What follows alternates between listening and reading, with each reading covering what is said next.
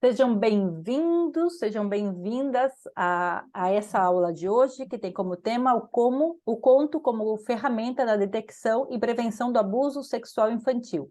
A aula que vai ser comigo, Claudine Bernardes, e com Graziela Skelsen, que está aqui comigo hoje também. Depois vocês vão conhecê-la também.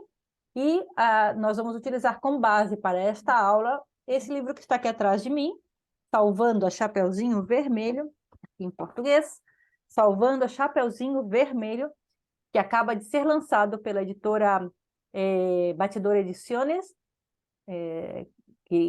tanto aqui na Espanha, tanto aqui na Europa, como no Brasil. E nós vamos falar sobre este conto tão bonito e tão especial, esse conto que vai ajudar a muitos profissionais, a muitos psicólogos, psicopedagogos, educadores, pais e mães a abordar essa temática, que é uma temática difícil, é uma temática difícil no sentido de que é uma temática que nós não gostaríamos de falar dela, mas que sim é necessária, que é o maltrato e o abuso sexual infantil. E nós vamos, hoje, trazer ferramentas para vocês, utilizando este conto, Salvando o Chapeuzinho Vermelho, aqui, ó. Conto lindo, que nós vamos ler para vocês hoje também. Vocês que já compraram já têm o livro disponível. E os que não compraram podem adquirir o livro através da editora Batidora Edições e podem entrar em contato conosco, que nós estaremos disponibilizando o link de compra, ok? Então, vou me apresentar e depois apresentaremos a Graziela Skelsen, que é a coautora do livro, e minha amiga. Eu sou Claudine Bernardes, para quem não me conhece, sou escritora e especialista em contos e fábulas terapêuticas, especialista em educação emocional por meio de contos e tenho diversos livros publicados, tanto no Brasil como na Europa. Aqui atrás de mim estão alguns deles, o meu primeiro livro, que está aqui, Carlota Não Quer Falar. Também tenho Amendoeira Triste, Tuá, que está aqui, Gigante que Aprendeu a Sussurrar, e também tenho o best-seller Contos que Curam, que está aqui, ok? E tenho que mostrar para vocês o outro livro, que também é muito lindo, que está... Eu esqueci de separar ele, mas vou mostrar para vocês. Está aqui o Conto Expressão. Aqui está. O livro Conto Expressão, o poder terapêutico do contos e 60 oficinas de educação emocional por meio de contos. Ok? E também sou professora de narrativa em terapia no Instituto IASE, que tem sede aqui na Espanha, o Instituto de Psicologia IASE, com sede aqui em Valência, Espanha, onde eu dou aula desde 2018. Exatamente. Bem, e hoje nós vamos falar sobre esse conto, mas antes de começar a falar sobre essa temática tão importante, nessa primeira parte da aula, eu vou deixar o espaço para Graziela Skelsen, que é coautora do livro, ok? Esse livro é importante dizer que foi ilustrado por Ana Barbosa, uma ilustradora incrível, que fez um trabalho maravilhoso, todos que já tiveram a oportunidade de olhar, somente a capa já chama muita atenção, né? É interessante porque, quando estou nas feiras do livro, é um livro que não passa indiferente, o livro está ali e qualquer pessoa que passe quer tocá-lo, quer ver, quer abrir, porque é um livro que chama muito atenção, né? Nós construímos o processo de ilustração foi muito interessante com a Ana Barbosa, e ficou lindo o livro, tanto por fora como por dentro. Todas as ilustrações são muito sensíveis, muito bem feitas e muito bem projetadas, para passar toda a mensagem que nós desejamos passar. E agora eu vou deixar com vocês a Grazi, que vai começar a primeira parte da nossa aula de hoje. Nessa primeira parte da aula, onde ela vai falar para nós sobre o trabalho dela, que ela é conselheira tutelar, né? E vai trazer toda essa informação, toda essa base sobre a qual nós vamos trabalhar, que isso é importante. Temos uma base sobre a qual nós devemos trabalhar e nós vamos utilizar agora o conhecimento da Graziela, que ela vai nos compartilhar. Grazi, com você. Bom dia, pessoal. Estou bem feliz de estar aqui, estou bem feliz que esse projeto ganhou vida depois de tanto tempo, né, Claudine? Olhando assim, parece que foi fácil, né? Foi pouco tempo de dedicação e a gente já está aí 1 ano e meio nessa luta aí, e está saindo agora que está pronto, ele está super fluindo, ficou super bonito, melhor ainda do que a gente tinha pensado lá na primeira conversa. Então, eu sou a Graziela Skelzin, eu sou conselheira tutelar aqui em Itajaí, Santa Catarina, no Brasil. Eu me formei com a Claudine há muitos e muitos anos atrás. Eu exerço de fato a advocacia. Atualmente não estou exercendo porque estou como conselheira tutelar nesses últimos 4 anos. E justamente a função de conselheira é que me trouxe essa vontade, essa necessidade de ter um material que falasse sobre a violência sexual infantil. De tudo que eu atendo no conselho, e a demanda é gigantesca, a violência sexual infantil foi uma coisa que mexeu muito, assim, no sentido de que como que isso realmente acontece? É verdade? É perto? A criança me falava que era vítima, não foi uma coisa que eu vi no jornal. E aí eu acho que não tem como, né, alguém ouvir uma criança falar que é vítima de violência sexual e simplesmente né, deixar para lá ou que pena que aconteceu e não fazer nada a esse respeito. E o que eu percebia muito é a questão do silêncio dessas crianças, como elas são silenciadas de fato. Talvez não, nunca, nem sempre por imposição, assim, com essa vontade de, não conta para ninguém, nem sempre é isso, mas todo um contexto que leva ao silêncio dessa criança. E aí a Claudine topou a ideia aí de tirar do papel. O desafio era fácil, né, Claudine? Era um conto que falasse sobre violência sexual infantil, mas não podia falar de sexo, não podia falar de órgão sexual, de nenhuma parte do corpo, não podia dizer que era para contar para a mamãe e para o papai, porque eu queria falar da violência intrafamiliar, onde o pai é o violador e a mãe é negligente ou omissa. Então, era só isso que a gente precisava desenvolver. Era bem simples assim, a ideia. E a Claudine saiu com esse projeto aí, o enredo. Assim. Primeiro, ela não quis muito, depois passou uns dias ela disse, já sei o que a gente vai fazer. E É porque matemática é difícil, né, Grazi? E conseguir introduzir toda essa temática dentro de um álbum ilustrado, onde nós temos pouco texto e não podemos abordar um montão de outras situações, era um pouco complicado, mas a minha cabeça começou a fervilhar aí, e com todas as frases que você me passou também, foi muito... começou a fluir tudo e o resultado realmente ficou muito, muito bonito. E as frases usadas ali, então, realmente são frases das crianças que eu atendi. Em algum momento, eu comecei a juntar essas frases, que eram frases muito fortes, assim, né? A menina que disse para mim, eu lembro dela falando, eu não quero mais falar disso. Quando eu fecho o olho, ele fica dentro da minha cabeça. Então, era uma coisa que me marcou, assim. E eu fui juntando essas frases aí, eu tinha umas 100 frases aí, daí eu falei, Claudine, aqui tá... O nosso texto vai ter que sair daqui. E aí, com essa criação do conto, com essas frases reais e as situações que foram retratadas no conto, porque a gente vai ver, inclusive na aula de hoje, que o violador, a violência sexual, ela ocorre sempre da mesma forma. Vai mudar um detalhe, vai mudar outro, mas se tu começar a falar com as vítimas, tanto vítimas adultas que foram, né, vítimas lá na adolescência e tal, que hoje em dia adultas, elas trazem esse relato, elas se identificam com o livro. Um adulto que lê o livro Salvando o Chapeuzinho Vermelho, ele se identifica com a história e ele acha forte, porque ele foi uma vítima. Então, as vítimas sempre vão realmente se identificar porque as frases são reais, as passagens do livro realmente é assim que acontece. Então, eu acho que a gente atingiu o objetivo aí Uhum. lindamente, sutilmente. E, assim, só para destacar a importância de falar sobre o assunto, em abril, a gente atendeu, onde eu trabalho, a gente atendeu 2 vítimas. A gente recebeu 2 denúncias, né, de violência sexual infantil. Em maio, que aqui no Brasil é o Maio Laranja, e teve toda essa comoção, e foi muito falado, inclusive, do livro, né? Tá fervilhando muito o assunto. A gente recebeu 27 denúncias. Então, assim, não aumentou o número de casos, aumentou o número de denúncias. Então, é isso que a gente precisa falar realmente para isso aparecer. Exatamente. Uma coisa que é importante aqui para todos que estão participando conosco, se vocês tiverem alguma pergunta, vocês escrevam a pergunta no chat e eu vou estar fazendo a pergunta para a Graziela, ok? E depois, na minha parte, vocês escrevam a pergunta no chat e a Grazi vai estar vendo a pergunta ou eu mesma verei as perguntas, tá bom? Mas façam as perguntas no chat. Eu vou falar de uma forma assim bem tranquila. O objetivo não é falar com ninguém técnico do assunto, o objetivo realmente é que as pessoas, de um modo geral, consigam entender a violência sexual infanto-juvenil. E quando eu vou conversar com as crianças, com adolescentes nas escolas, eu recebo muita denúncia. Por quê? Porque as pessoas não sabem o que é uma violência sexual. Normalmente é isso. E aí, quando eu começo a falar o que é uma violência sexual, elas começam a se ver como vítimas. Porque até então, muitas nem sabiam que eram vítimas de uma violência sexual.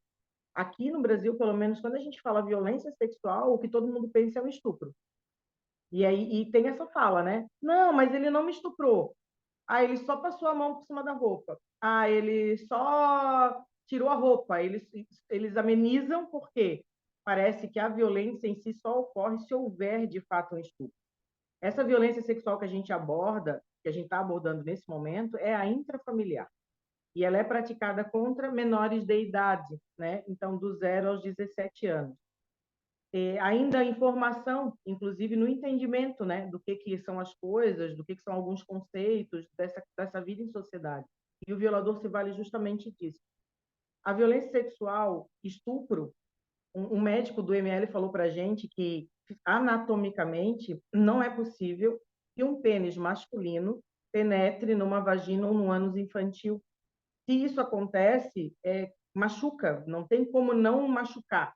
Vai ter alguma lesão, não é impossível que não tenha. É onde vai para o hospital, aí vai para a mídia, é isso que a gente fica sabendo. E, na verdade, o que o violador quer é que ninguém saiba. Então, isso ele não vai fazer. Ele vai fazer todas as outras milhões de coisas que são violência sexual e não deixam uma marca. Então, é muito importante frisar, inclusive, que a palavra da vítima basta. Não tem que ter uma foto, não tem que ter uma testemunha, porque não vai ter. É dentro da tua casa, é o pai, é o vô, é um padrasto, é alguém que confia, é o irmão que tu deixa junto e vai trabalhar. Então, não tem uma prova daquilo ali. Então, a violência sexual, basta a palavra da vítima. Claro que para questões de investigação policial, outros elementos vão ser coletados. Mas o que a gente trabalha aqui é na questão da proteção. Então, uma vez que a vítima fale, que ela se manifeste, é suficiente para que se tome todas as medidas de proteção necessárias. Se de alguma forma, lá na frente, durante a investigação policial, foi identificado que ela foi induzida, que ela foi conduzida, que ela mentiu, que sei lá, né? Aí é uma questão criminal que vai ter um outro aspecto a ser abordado. Mas aqui, enquanto proteger vítima, para nós, pessoas, né? Conselho tutelar, professor, mãe, pai, a vítima falou, deu, é suficiente. Não precisa sair correndo. Espera um pouquinho, eu vou pegar um celular para te falar de novo. Já não vai mais falar, tá? E já não vai nem ter mais aquela credibilidade, aquela gravação, né? Do que aquela primeira revelação espontânea, que é o que a gente vai ver mais no finalzinho. Então, o Grazi, que que é? Oi. uma pergunta. É, você disse que muitas pessoas não se identificam como vítimas, né? E que muitas vezes não existe uma prova corporal disso, né? Não se observa no corpo. Agora, que muitas pessoas não se identificam como vítimas ou que não existe uma sequela corporal, isso não significa que não exista tanto nesses dois casos, né? Que não significa que não existe uma sequela emocional, ou seja, a pessoa sofre pelaquilo que passou com ela, independentemente de que tenha se identificado como vítima ou que aquilo seja identificado como abuso sexual. É assim? E ela, inclusive, a criança, eu vou trabalhar uma criança, né, e adolescente, né? Mas isso, ela somatiza, tá? Vem uma doença física. O abalo emocional é tão forte que a criança fica fisicamente doente. Ela cai o cabelo, ela tem crise de ansiedade, crise de pânico. Eu já atendi crianças de 8, 9 anos com tentativa de suicídio, com depressão. Por quê? Porque ela vai somatizando, ela sabe que algo está errado, ela só não sabe definir como uma violência sexual. Mas como ela normalmente fala e é silenciada ou ignorada, né, N coisas, ela vai ficando doente fisicamente. Isso aí. E quando ela passa dessa infância e vai segurando isso, e vai estourar. tá? Ela vai estourar na adolescência, ela vai estourar na fase adulta. Ela é um adolescente que se mutila, ela é um adolescente com pensamento suicida, ela é um adolescente depressivo, um adolescente, às vezes, envolvido com droga, agressivo, porque isso tudo foi somatizando e fisicamente vai aparecer. Não vai deixar a Ainda, marca da Gra violência, Grazi, ainda que o abuso tenha cessado, é isso? com certeza. O abuso pode ter ocorrido só, como eu já escutei, né? Só uma vez, né? E uma vez basta, né? E uma vez é suficiente e as vítimas não esquecem. Isso aí pode ter certeza, as vítimas não esquecem. O corpo, a mente humana, aí quem é da área da psicologia vai ter muito mais, né, capacidade de falar sobre isso do que eu, mas assim, a mente humana ela cria bloqueios. E nas crianças é muito legal assim tu observar como porque eles falam do jeito que eles interpretam, né?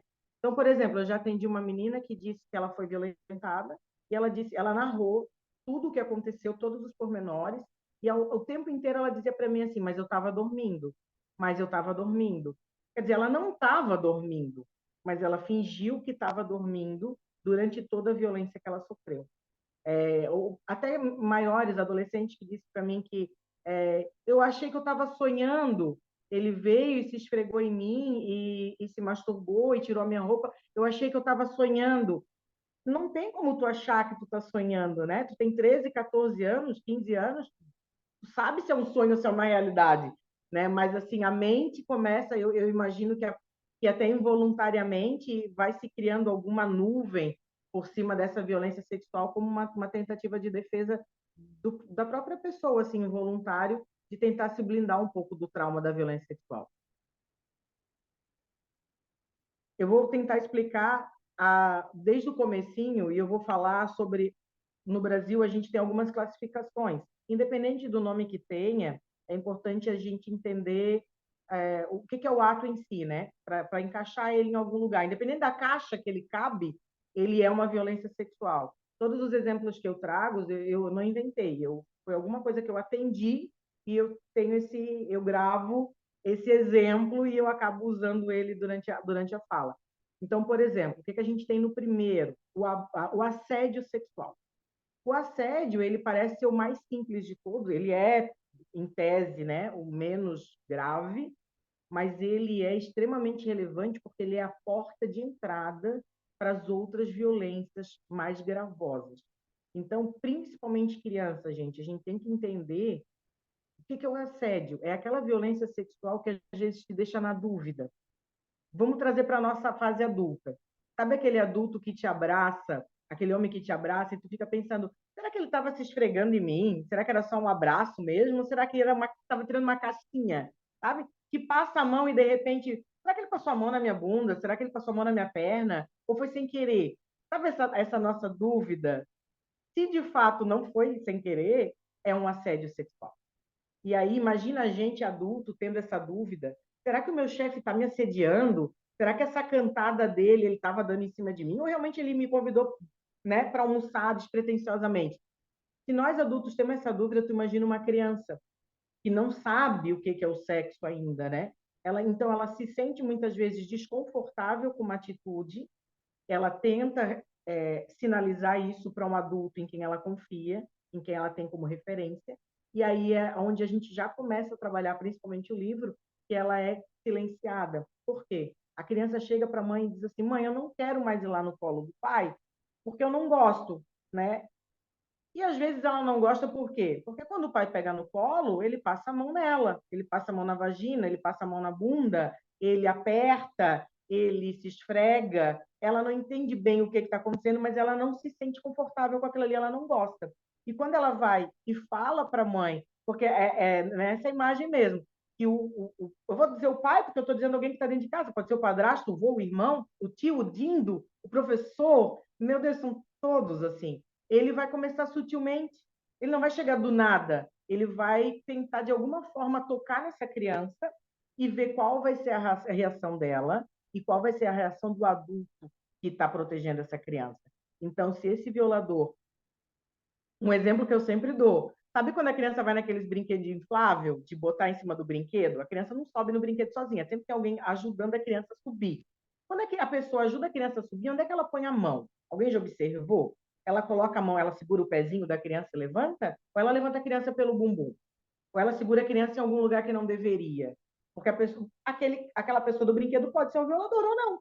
E a gente muitas vezes não observa. E às vezes a criança vem e diz para ti, eu não quero mais ir naquele brinquedo, e tu pega e diz, ai, tá todo mundo indo, vai, vai, vai, que tá todo mundo brincando lá. E às vezes não é que ela não quer ir porque ela ficou com medo da altura, ela não quer ir porque a pessoa que está colocando ela ali, de alguma forma passou a mão nela e ela não gostou. E aí, às vezes, é uma pessoa que está dentro de casa, é o pai, é o Dingo, é o avô, e daí tu diz o quê? Ele gosta tanto de ti, vai lá com ele. Meu Deus, olha, o Dindo veio te trazer presente e tu não queres ir lá no colo dele. Pode ser, e normalmente é, aquela pessoa não está com nenhum tipo de assédio sexual. Mas se quando a criança vier para ti e disser que ela não quer ir no colo do Dindo, porque ela não quer, ela não sabe dizer, ela não vai dizer, eu não vou lá porque o Dindo passou a mão em mim. Ela não vai dizer. Ela vai dizer que ela não foi lá porque ela não quer naquela hora. Se o Dindo de fato não passou a mão e simplesmente ela não quer, porque criança tem disso, né? A criança uma hora quer, outra hora não quer, a gente está distraída com outra coisa, não quer ir ali. Mas se ela faz uma fala para ti que eu não quero ir lá naquela pessoa, e tu invalida esse sentimento dela na hora, quando um violador de fato, supondo que aquele ali não é o violador, mas um violador de fato, vier e fizer a mesma coisa, ela não vai nem te contar. Por quê? Porque quando ela contou que ela não queria ir no colo do Dingo, tu disse que ela era obrigada a ir mesmo não querendo, porque ele era legal. Quando o violador, que é o vô, pegar ela no colo e passar a mão nos órgãos sexuais dela, que ela não entende, né? Ela só não se sente confortável, talvez ela nem venha te contar que ela não quer ir no colo do vô.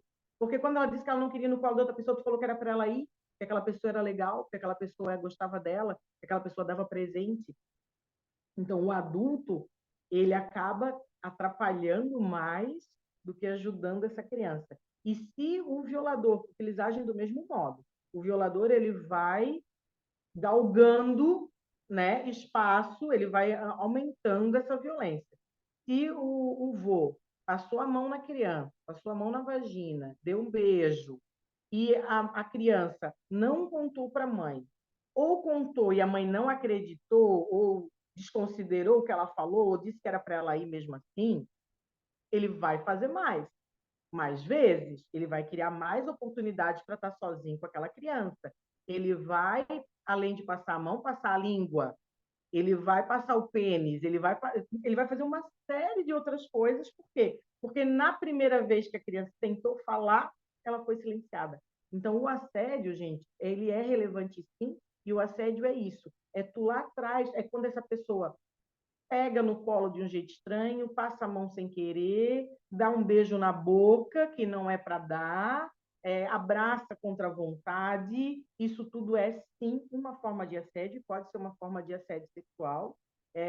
Eu já peguei um caso que ele deu um celular para a criança brincar onde haviam imagens pornográficas, né? Então, sem querer, a criança entrou naquela imagem que não era para ela ver, é muito do, né? Do sem querer, não era minha intenção.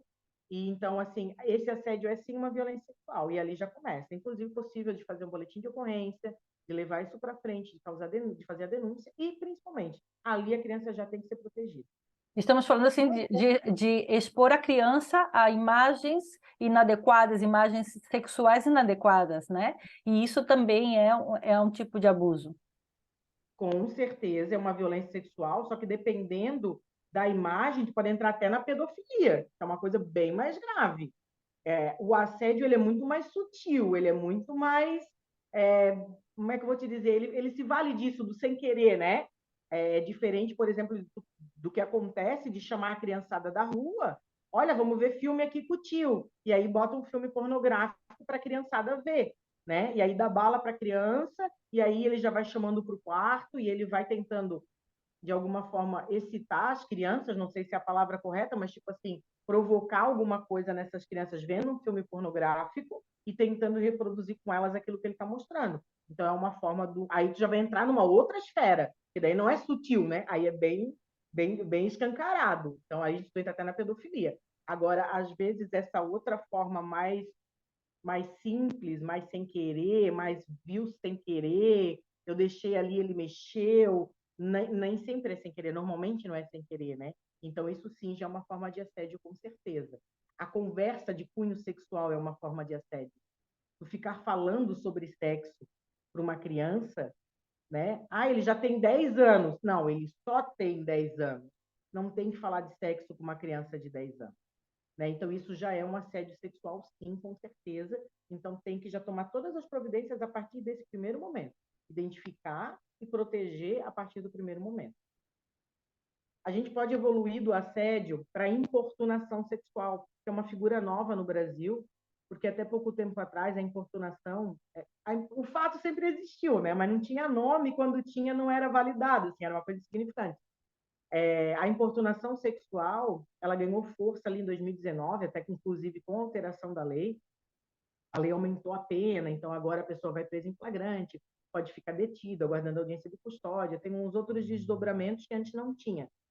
Eu não sei se tu chegasse a acompanhar aí, Claudine, mas aqui no Brasil, as meninas que estão aqui, elas com certeza sabem que em 2019 saiu uma série de denúncias de homens que se masturbavam no ônibus, no metrô.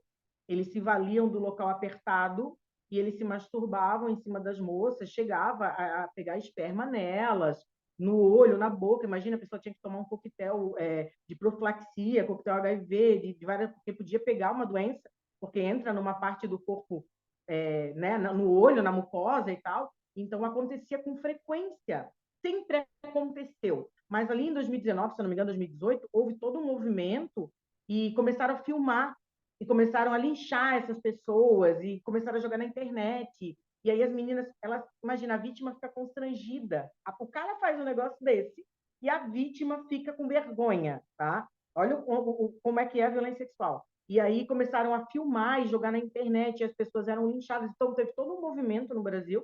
Então, isso é considerado, sim, crime, mais grave, inclusive, do que um assédio, que é a importunação sexual. Então, quando tu escala, né, vamos trazer aqui para a nossa realidade da criança e adolescente, e tu, na porta da escola, eles ficam dentro do carro se masturbando. Olha só. Né? Então, o violador, ele pega um horário de saída de aula, ele entra dentro do carro dele e ali dentro do carro ele se masturba. E ele meio que quer que as crianças vejam que ele está se masturbando. Porque se as crianças olham, aí ele analisa a reação da criança. E teve uma menina que disse para mim que ela tinha visto que ele estava fazendo alguma coisa, mas o carro tinha película, ela não conseguia enxergar direito. Então, ela parou e para ver o que ele estava fazendo. Aí ele abriu o vidro, se masturbando, e disse para ela: entra aqui. Então, tipo, chamou ela ainda para dentro do carro. Do mesmo jeito que chamou, podia ter puxado para dentro, né? Mas, enfim, a importunação sexual está ali. Olha só, o que a pessoa se presta. Foi significante, sim, porque a menina, de fato, lembra disso até hoje. Ela contou isso. Quando eu falei sobre a importunação sexual, ela disse, já aconteceu comigo. Então, por isso que eu digo que, às vezes, a vítima não se vê como vítima. Porque, até então, ela não se viu como vítima. Ela só soube que realmente era um crime, que ela foi vítima de um crime sexual, quando eu relatei o que, de fato, era uma importunação sexual. E ela se viu como vítima. A gente teve situações aqui em Itajaí, uma cidade praiana, Navegantes também, né? Mas dos homens ficarem se masturbando na praia enquanto as meninas estão tomando sol, né? Então, de serem presos e tal. E aí tu pensa, tu tá na praia com o teu filho, daqui a pouco tu olha, tem uma pessoa do lado sentada se masturbando. Então, é um crime, sim, importunação sexual, tem que chamar a polícia, tem que prender, tem que fazer boletim de ocorrência, tem que denunciar, tem que tomar todas as medidas e, claro, com criança e adolescente, a gente vai tomar toda a medida de proteção que precisa tomar.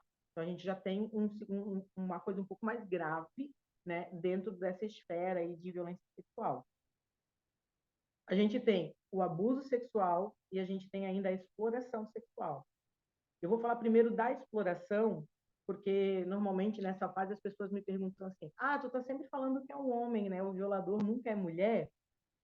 Eu atendi um caso de uma mulher que praticou um ato, né, sexual com uma criança. Eu atendi um caso só. Sempre foram homens, sempre.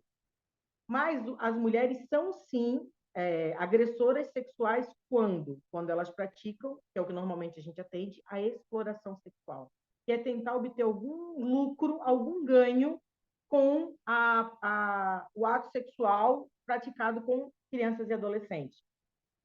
Por exemplo, a mãe chama a menina de 10 anos e diz assim, olha, a gente não vai pagar o aluguel esse mês, a gente não tem dinheiro, então o dono da kitnet vai vir aqui meio-dia, eu vou sair e você trata ele muito bem.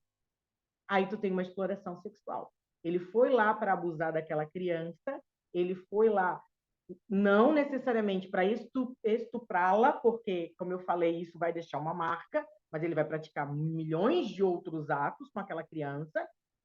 Para quê? Para que a mãe não precise pagar o aluguel daquele mês. E aí a mãe também está praticando o crime de exploração sexual infantil. Então a gente tem o homem que está praticando o ato, o abuso sexual, e a gente tem a mãe praticando a exploração sexual. Às vezes elas trocam por comida, né? Por sacolão, elas trocam por um celular novo, elas trocam pela conta da luz que ele vai pagar, por qualquer valor. E é comum, muito comum, isso acontecer. E aí a mãe diz, ó, a criança já sabe, né? A mãe liga e diz assim, eu tô sem dinheiro. Aí ela já sabe que o tio João vai vir e vai tomar café na casa dela e a mãe vai sair quando ele estiver ali. Porque aí o tio João dá o dinheiro para a mãe sai, porque a mãe não sabe o que está acontecendo. A mãe não tem noção, ela não imagina, né? Ela, é isso, né? Essa imagem que se tenta passar, né? E essa conivência da mãe. E aí a criança fica exposta e a criança aprende.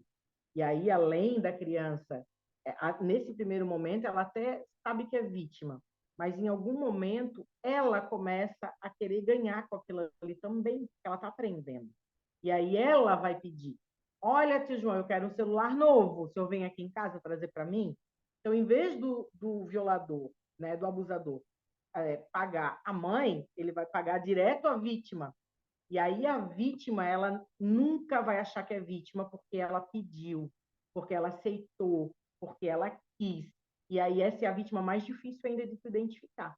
Porque tu pegar uma menina de 13, 14 anos que aceitou o celular novo em troca de um favor sexual que ela fez, né, de uma masturbação, de um sexo oral, alguma coisa desse sentido, ela vai dizer o que eu quis, eu aceitei. Ela não se vê como vítima. Olha, é muito difícil tu trabalhar isso com eles, porque essa idade deles, eles ainda estão aprendendo, eles já aprenderam tudo errado, e aí eles se colocaram nessa situação, e eles acham que se a pessoa ofereceu e eles negaram, então eles podem denunciar.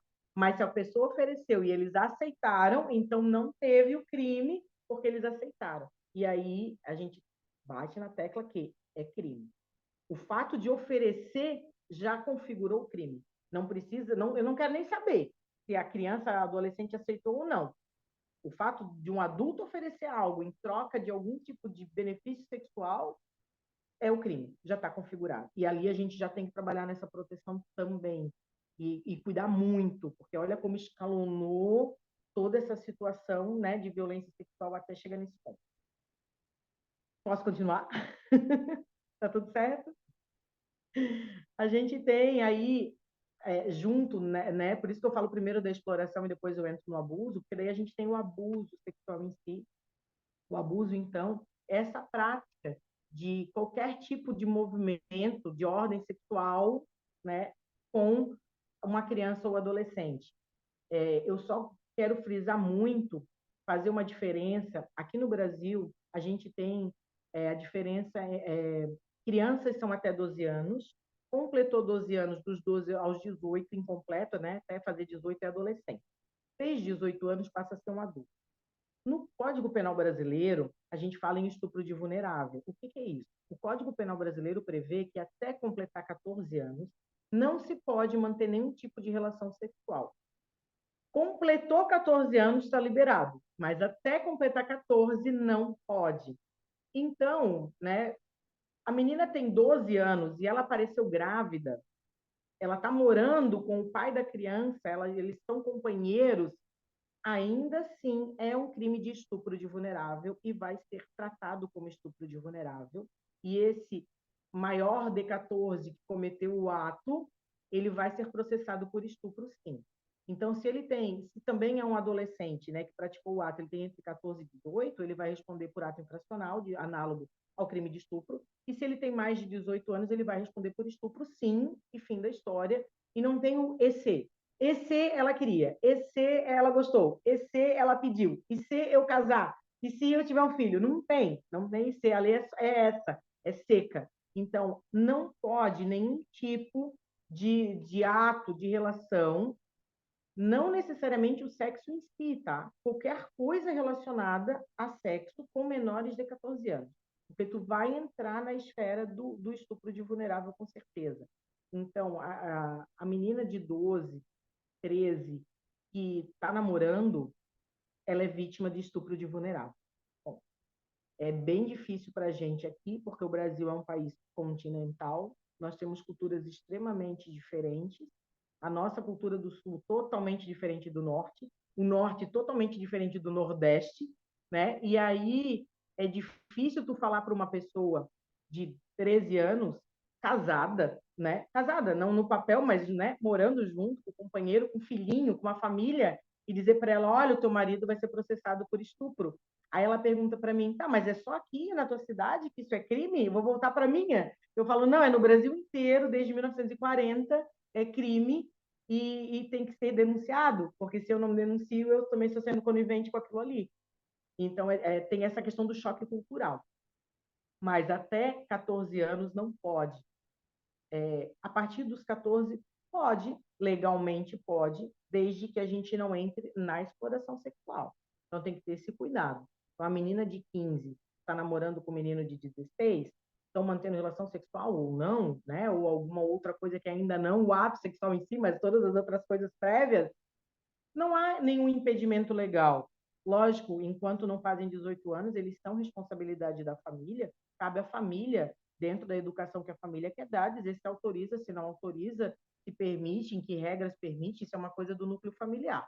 Mas legalmente não há nada que impeça, né? De alguém de 15 namorar com de 16, com de 17. Ah, mas um de 15 pode namorar com de 60?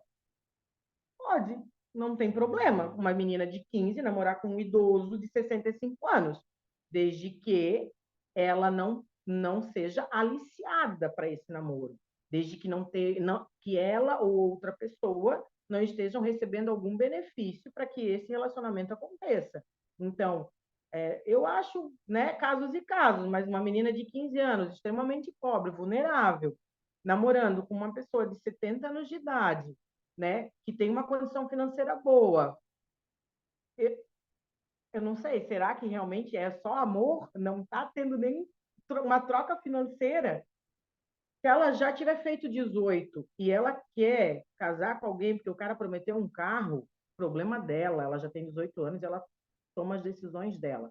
Agora, dos 14 aos 18, não pode acontecer. Então, quer namorar, é da composição familiar, não tem impedimento legal, mas tem que cuidar com essa troca, com essa negociação que pode acontecer na autorização desse relacionamento.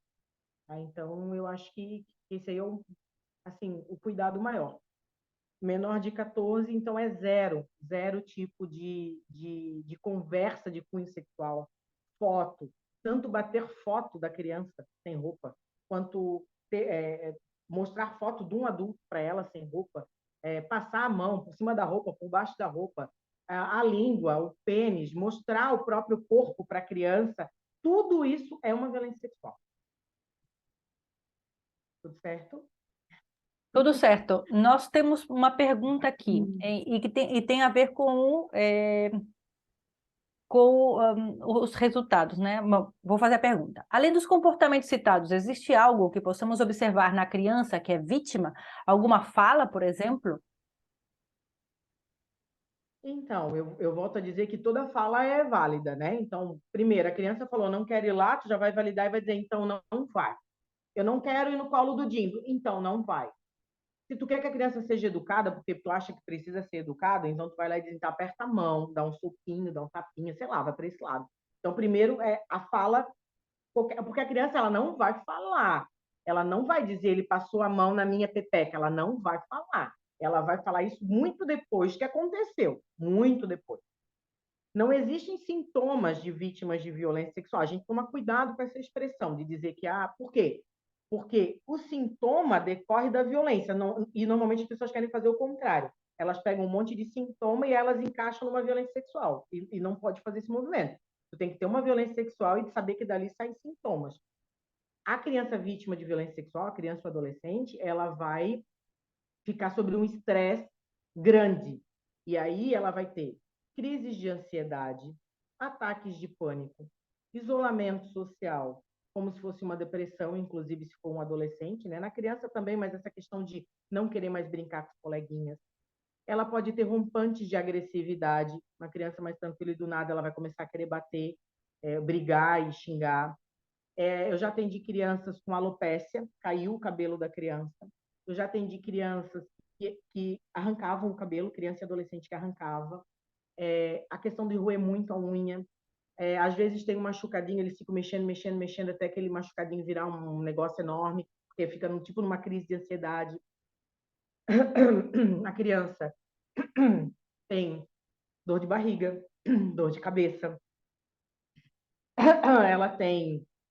Ela quer se cobrir muito, ela usa um casaco, tá calor, ela tá com um casaco gigante, um capuz, ela fica, parece que mais suja, ela não quer tomar banho, então a criança menor ainda tu obriga, o adolescente é mais difícil, ele tá sujo, ele tá fedido, ele não quer tomar banho, a unha, o maior, o adolescente ali, a automutilação, a tentativa de suicídio, são sintomas de crianças e adolescentes expostos à violência sexual. E Então, as esses sintomas... regressões? E as regressões? Pode falar sobre as regressões? Regressão do comportamento infantil, com certeza. Uma criança de 10 anos, que daqui a pouco quer usar o bico. Eu quero meu bico de volta. Pega o bico da boneca e volta a chupar o bico da boneca. Uma criança que já não usava fralda, já foi desfraldada e quer a fralda de volta, e volta a fazer xixi na cama, já não fazia. Essa imagem reflete muito, tudo que tem nessa imagem do livro são sintomas de uma vítima de violência sexual. A introspecção, o cabelinho na frente do rosto, a tristeza, o isolamento, está toda coberta, o bico no sentido de representar uma regressão no comportamento. Isso é todo, assim, está desenhado todos os sintomas da vítima de violência sexual. A questão do comportamento... Quer perguntar? Tá mudo. Sim, tá mudo. O controle de esfínteres também, né? Ou seja, urinar na cama. Isso, ela volta a urinar na cama, ela volta a urinar na roupa, ela volta a fazer cocô na roupa. Assim, existem os sintomas por conta do estresse do qual essa vítima é submetida, e algumas vítimas, inclusive, falam que usam isso como uma forma de se proteger do violador. Eu já atendi criança grande, de 10, 11 anos, que daí ela dizia que quando ela sabia que o pai ia chegar em casa, ela fazia cocô na calça, porque daí o pai não ia querer abusar dela, porque ela tinha feito cocô. Então, ela fazia cocô já para evitar o abuso. Então, não é nenhum sintoma, já era um modo de defesa dessa criança para não ser abusada. Então, a questão de estar muito sujo, por exemplo, de não tomar o banho, o adolescente, ele se sente sujo. A criança se sente suja. Então, ela não quer tomar banho, ela se descuida totalmente. Então, é bem... Quando tu sabe da violência, tu olha para trás e tu vê, isso tudo aqui é prova de que realmente estava acontecendo alguma coisa. A questão do modo de agir do agressor. Eu acho que eu já estou falando bastante, eu vou encerrar logo. Sim. Aqui, antes de passar no modo de agir do agressor, que eu acho importante, aqui no livro nós mostramos isso por meio da progressão da personagem. Ela começa aqui com a arrumadinha, tá vendo? Olha só, com o cabelinho todo preso, né? Essa cara de felicidade, porque ela ainda não observou que estava sendo observada, né? E quando chega lá no final, porque essa imagem é uma imagem do final, quando ela conta o que passou, olha só, o cabelo já tá todo solto, né? O cabelo tá solto na cara, o rosto, o que ela sente, se expressa assim toda nessa escuridão. Ela está envolvida pela escuridão, né? E o capuz e a roupa na cara e tudo isso. Exatamente. Ficou lindas as ilustrações, né? As ilustrações foram pensadas, com isso que eu estou falando, a gente foi pensando quadro a quadro, né, Claudine? A gente quer assim. Uma fala da Claudine sempre era, não vai ter nada na ilustração que não seja para estar lá. Todos os Exatamente. elementos estão ali por algum motivo. Exatamente, Então, não tem... nenhum elemento do livro é aleatório, nenhuma frase, nenhuma palavra. Vocês encontrarão que são textos curtos, mas completamente, é como uma flecha, assim, certeira, para chegar e alcançar o objetivo. Tudo no livro foi totalmente pensado, nada é aleatório. E aí, a questão do modo de agir do... Eu contando essas coisas é bem o livro, tá? O livro vai progredindo conforme a minha fala, assim. O modo de agir do violador, né? O violador, ele é alguém que a criança gosta, ele é alguém que está perto da criança, ele é alguém que a mãe, que o pai, que sei lá, quem cuida dessa criança confia. Tu não vai deixar o teu filho com o mendigo da esquina, tu vai deixar o teu filho com o irmão, tu vai deixar o teu filho com o teu pai, tu vai deixar o teu filho com o tio, né? Então, assim, essa é a pessoa que vai violentar a criança, tá? Não vamos se iludir, vai ser essa pessoa, onde tu menos espera. Nem sempre é onde menos espera, mas vamos chegar lá. Mas, enfim, essa pessoa ela vai se valer dessa confiança que ela tem, desse acesso que ela tem à criança. E essa pessoa ela vai usar disso para praticar o ato. Essa pessoa não vai só violentar a criança. Ela vai dar carinho, ela vai dar atenção, ela vai brincar, ela vai dar presente, ela vai dar bala, ela vai levar para passear, porque a criança gosta dela. Se ela fosse só má, se ela só fosse, se ela não fosse, se ela não usasse a máscara, né, de boa pessoa, a criança não ia nem chegar perto, ela não ia, nem um adulto ia chegar perto dela. Então ela é uma boa pessoa, ela é uma pessoa legal e aí isso também atrapalha a criança no identificar-se, né, como vítima de uma violência, porque é uma boa pessoa, é uma pessoa legal, é uma pessoa que também dá carinho, é uma pessoa que também dá atenção. E o violador ele vai usar disso. Quando a criança é menor, ele vai dizer para ela: se tu contar, tu nunca mais vai me ver. Se tu contar o nosso segredo, eu vou embora dessa casa. A tua mãe vai ficar triste. A avó vai chorar muito se tu contar para alguém que eu fiz isso. Tu quer que eu vá preso? Olha, eu vou morrer. Alguém vai matar a tua mãe. Então, ele usa desse próprio sentimento que a criança tem para silenciar essa criança. Isso é um ato, isso é um modo de agir do violador, bem tranquilamente. Prometer que não vai mais fazer, sempre promete que não vai mais fazer, né? Não vou mais fazer, desculpa, tu é uma menina tão boa, eu não vou mais fazer isso. E aí ele leva para passear, ele dá o presente, né? Então ele vai enredando a vítima nessa violência de um jeito que a vítima, onde eu digo que ela não se vê mais como vítima, ela não sabe mais nem o que está acontecendo. Quando elas são maiores, mais de 10 geralmente ali, né, que elas já conseguem entender que é um ato sexual, que é um órgão sexual, que eu não podia estar mexendo no pênis do meu vô, né, que o pai não podia estar mexendo na minha vagina. Quando ela começa a entender isso, normalmente ela vai para a escola, ela já viu que na escola é diferente, que não é bem assim como é na casa dela. Quando ela começa a ver isso, o violador ele muda o jeito dele agir, o jeito dele ameaçar. Então ele vai dizer: é a tua palavra contra a minha, ninguém vai acreditar em ti. Eu já atendi uma menina que ela se deixou violentar mais uma vez para que pudesse filmar o padrasto, para daí ter provas do que ele fazia. Porque ele falava que ninguém ia acreditar nela, então ela filmou para poder provar que era verdade o que ela estava falando. E aí eles se valem disso, né? De dizer, olha, se tu contar, eu vou vir aqui, vou matar a tua família toda, eu vou te matar, eu vou matar a tua mãe. Então a vítima maior, ela fica coagida, ela fica com medo, né? Porque é justamente esse modo de agir. E deixo bem claro, são todos uns medrosos, esses violadores não são nada, eles somem assim que a vítima levanta a mão para contar, eles desaparecem, tá? Ninguém volta para cumprir a ameaça do lobo mau, isso não acontece. Eu sempre falo isso, a gente toma todas as precauções, todos os meios de medida protetiva, de colocar em casa de acolhimento e afastar e não sei o quê, mas nunca foi necessário, porque esse tipo de pessoa não é pessoa, né? Ele é um monstro medroso, ele foge assim que tu bater o pé. Então, mas é um jeito de agir e isso se mantém por muito tempo. E aí eu atendo uma adolescente de 15 anos, 16 anos, e eu digo para ela: mas por que que tu não falou até hoje, né? Isso está acontecendo desde que tu tinha 7, 6. E aí ela fala, não, mas é que ele falou que se eu contasse, ele ia matar minha mãe. Ou teve uma que disse assim, se eu contasse, aí ia destruir a minha família. E a minha avó ia chorar muito. E aí eu falei, tá, e tu não chora? Né? Então a tua família, a adolescente está protegendo a família inteira na cabeça dela, né? Ela está protegendo a família inteira, está preocupada com a avó que vai chorar e não está se preocupando com consigo, né? Então é um jeito do violador agir, com certeza. Eu vou caminhar para o fim, é a questão da revelação. O que a gente quer com o livro?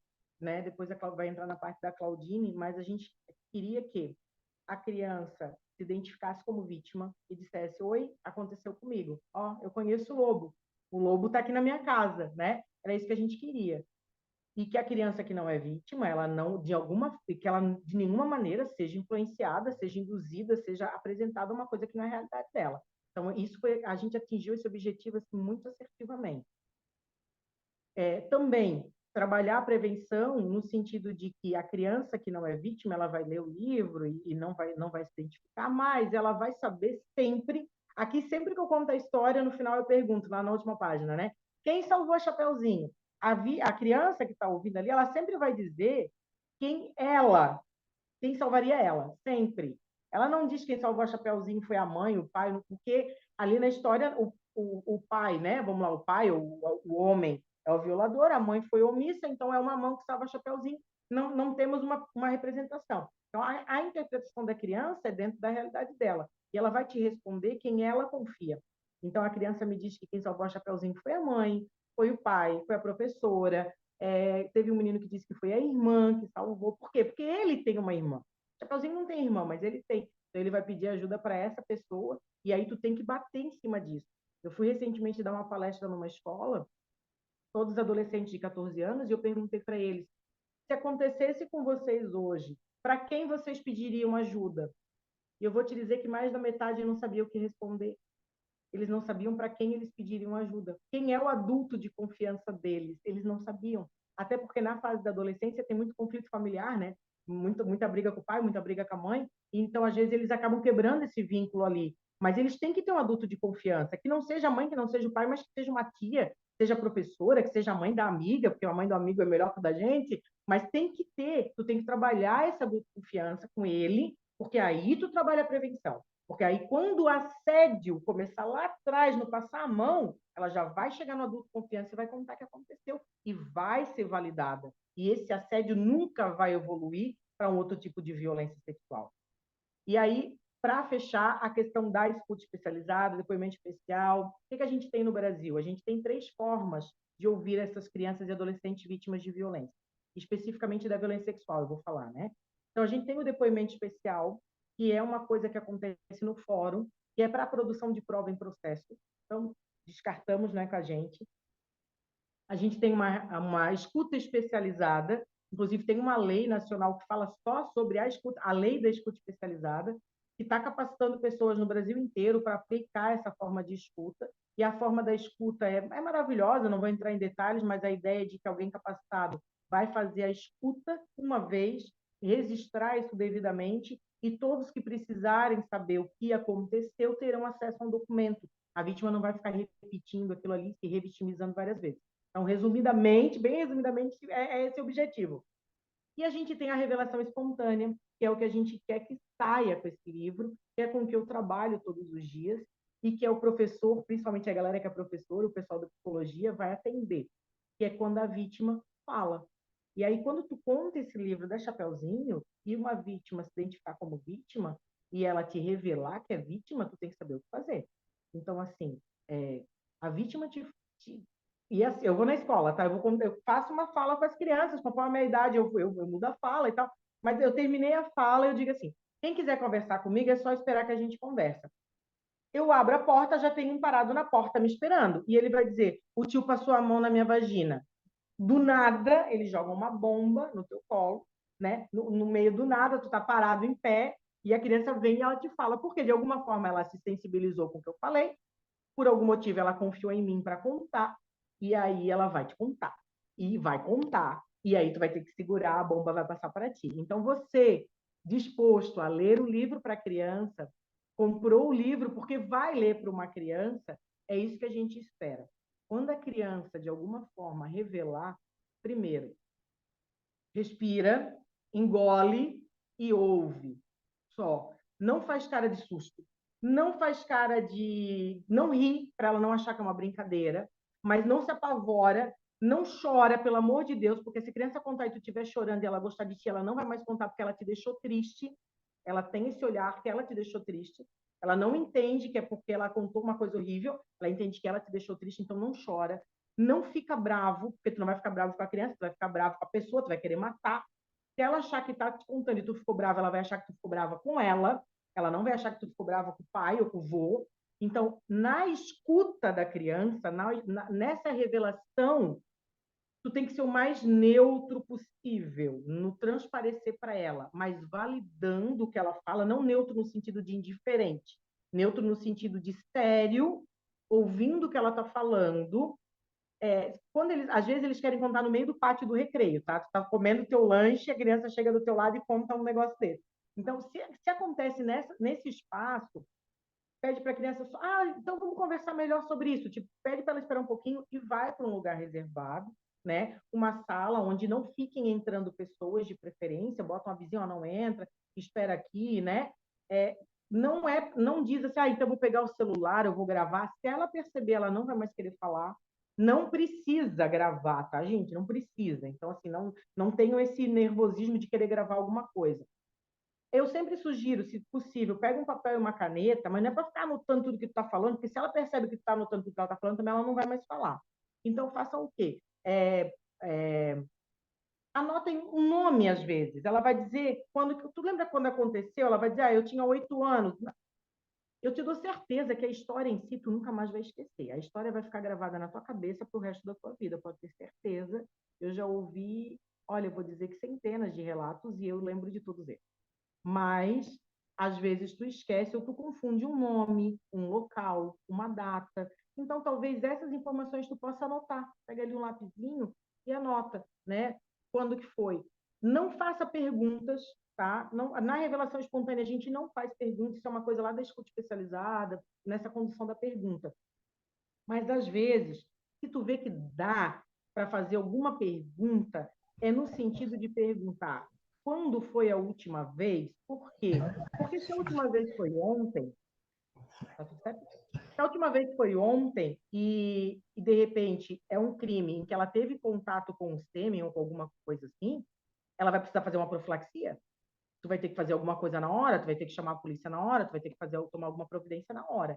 Então, se possível, faça esse questionamento de quando foi a última vez que aconteceu. Se couber na narrativa da criança, do adolescente, trazer esse questionamento para te saber se foi ontem, porque tu tem 72 horas para fazer uma profilaxia de algo que ela pode ter se contaminado com alguma coisa.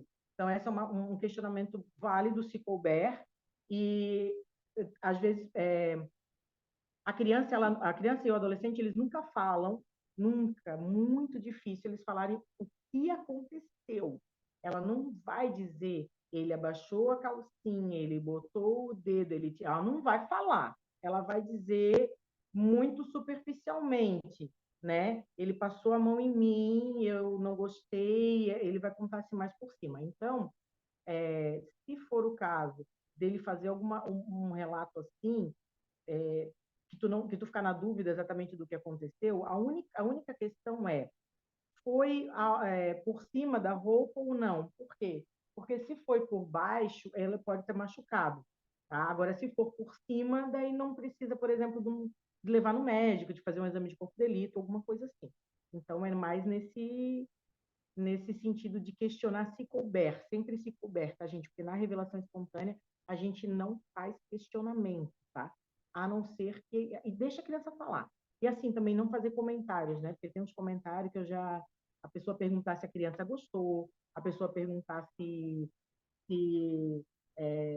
tipo assim, detalhes assim desnecessários, sabe? Então, assim, esse tipo de coisa não, jamais, jamais, jamais pergunte, tá? Então, na dúvida, não pergunta, mas, se possível, se couber a pergunta só nesse pensamento. Será que machucou? Será que é preciso fazer uma profilaxia? E eu Ok. acho que é isso. Vamos para perguntas. Uhum. É, uma dúvida. Hoje vimos muitos casos onde o próprio pai assedia e abusa da filha, ou da filha ou do filho também, né? Então, Sim. será que a mãe não deve permitir que o pai dê banho no filho?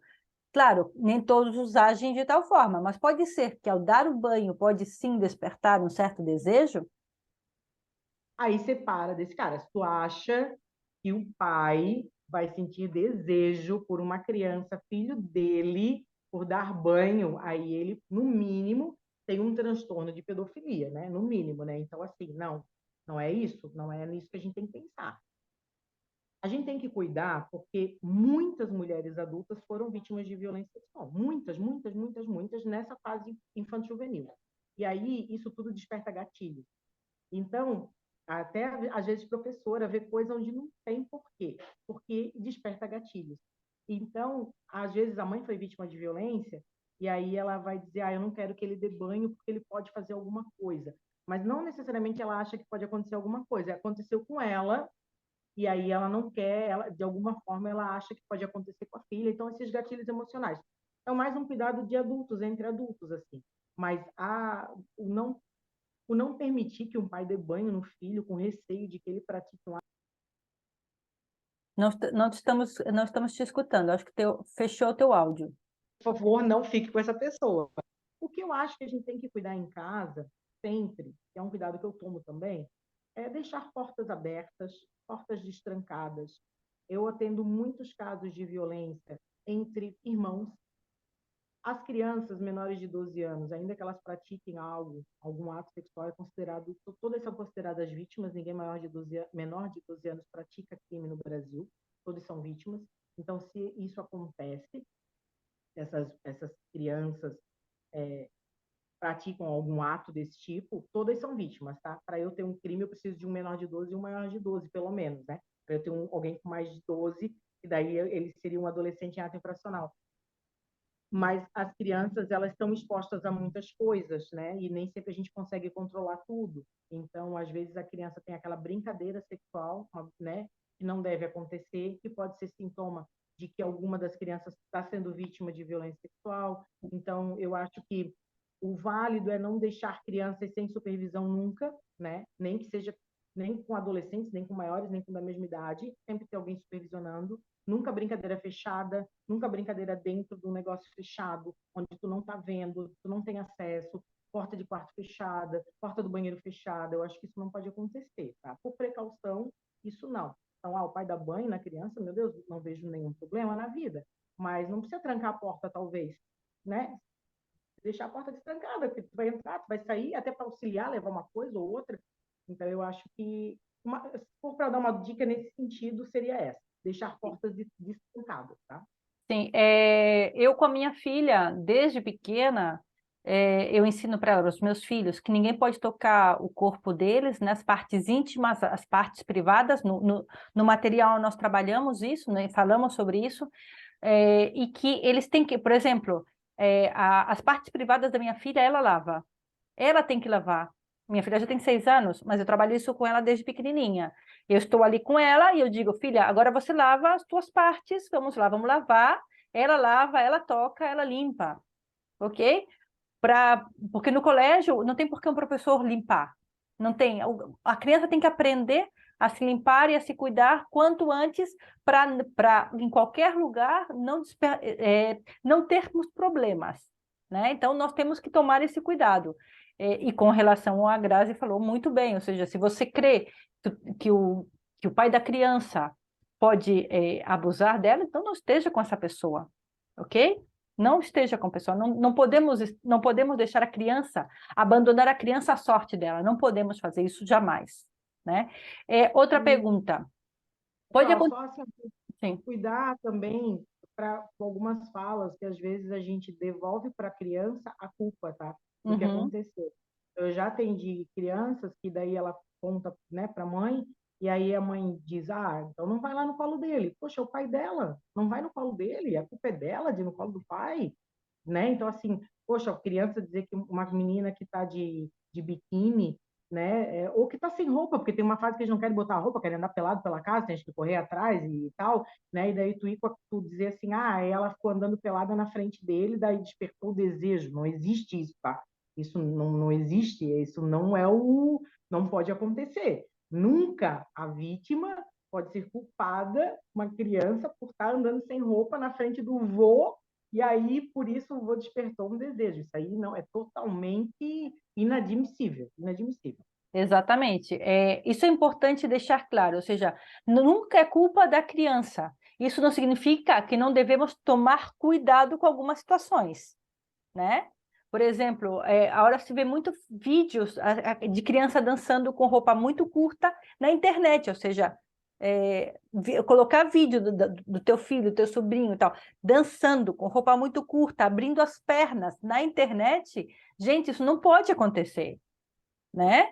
Nós temos que tomar cuidado, porque, inclusive, na semana que vem eu vou colocar um vídeo um vídeo e vou etiquetar vocês para que vocês possam ver, tá certo?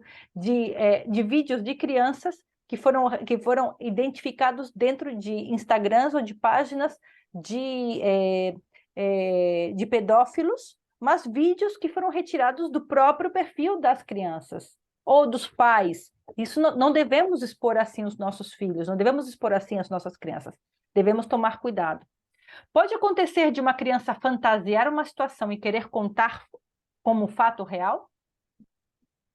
Sim. Não, assim, ó, fantasiar do nada, não. O que eu já aconteceu, que eu já atendi, foi da criança ouvir outra criança contar e dizer que aconteceu com ela, bem comum, né? Até maiores, até adolescentes, assim, pré-adolescente, 12 anos e tal. Eles ouvem outro contar e aí eles relatam como se tivesse acontecido com eles. E a criança menorzinha, ela é facilmente sugestionável, né? Então, se um adulto de má fé, a questão e essa foi a nossa preocupação com o livro, né? A questão de sugestionar algo desnecessário. Tudo vai de como tu pergunta, por isso que a gente diz que não é para ficar perguntando. Uma coisa é a criança vir te falar, outra coisa é tu ficar perguntando para ela. Então, se tu ficar perguntando para a criança, o titio mexeu aqui, o titio mexeu aqui, uma hora ela vai dizer que ele mexeu, ou ela vai simplesmente repetir o que tu falou por último, porque ela tá cansada de tu perguntando aquilo ali, ou ela acha que tu quer que ela responda aquilo ali, ela vai chutar uma resposta que ela acha que vai te deixar feliz. Então, o perguntar para a criança é muito fácil de gerar esse tipo de situação, de vir uma coisa que não foi verdade. A gente atendeu uma menina e ela dizia que tinha sido vítima de violência sexual, uma criança bem pequenininha. Só que no primeiro relato, ela contou que foi o fulano. No segundo relato, ela contou que foi o fulano. Aí as pessoas foram perguntando para descobrir quem era o violador, e aí cada vez ela contava uma outra pessoa. Fim da história. Acreditamos que de fato ela foi vítima de uma violência sexual, mas não saberemos quem foi o violador. De tão questionado e perguntado e com um bom interesse, né, que eles queriam ajudar essa criança, e eu acho que vai se perder esse violador, porque não sei mais como é que vai extrair dela realmente que foi violador, de tanta coisa que colocaram de informação para ela. Então tem que ter esse cuidado. E se for alguém realmente com uma má intenção, que saiba manipular, né? Alguém com entendimento, a pessoa da psicologia vai saber melhor do que eu, com certeza vai conseguir embutir falsas memórias, vai conseguir que a criança fale alguma coisa que de fato não aconteceu. Mas acredito que um bom profissional do outro lado consiga identificar sim, que é uma falsa memória, que foi induzido a falar. Eu acredito que tanto de um lado quanto do outro dá para saber, sim, que de fato aquilo ali não aconteceu.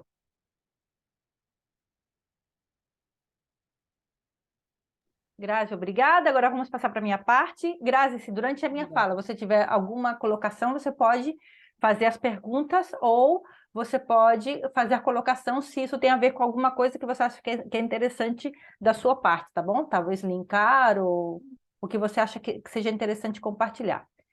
Ok? Eu vou trocar de sala, estou aqui, mas só Uhum. vou trocar de sala, mas estou ouvindo.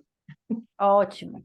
Então, agora nós vamos escutar o conto, eu vou contar para vocês o conto para que nós possamos, a partir daí, trabalhar. Temos 40 minutos, então eu vou centrar no que seja mais importante, tá certo? É importante que vocês saibam que todo esse material e tudo que nós estamos falando está aqui. nesse material de apoio, ok?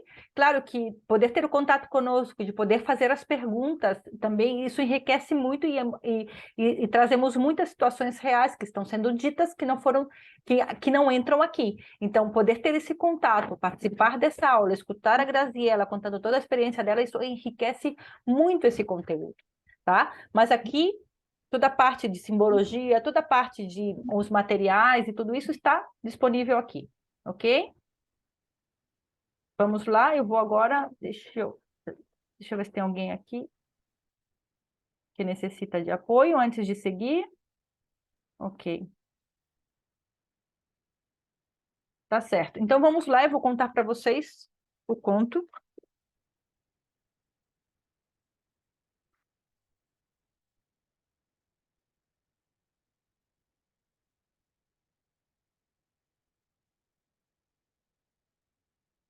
Contarei a minha história. Espero que você possa escutá-la antes que a minha voz desapareça e eu desapareça com ela.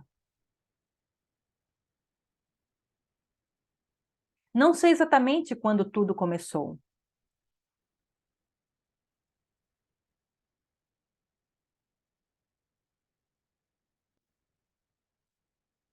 Mas um dia percebi que o lobo mau estava me observando.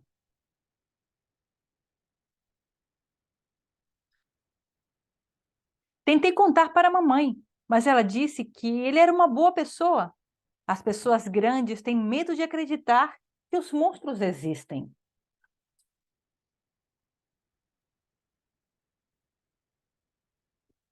Um dia senti que ele se aproximava. Tentei fugir, mas o lobo tirou a tranca da porta do quarto e do banheiro. Não tinha como eu me esconder. As portas não fechavam.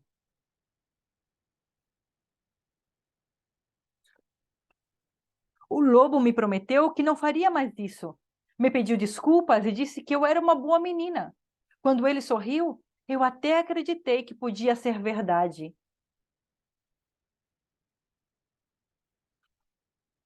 Mas era tudo mentira, porque os monstros não têm palavra. Foi então que descobri que outras crianças da escola também tinham um lobo nas suas vidas. Ah, esse lobo é muito esperto. Está sempre sorrindo para as pessoas grandes e só mostram os seus dentes para nós.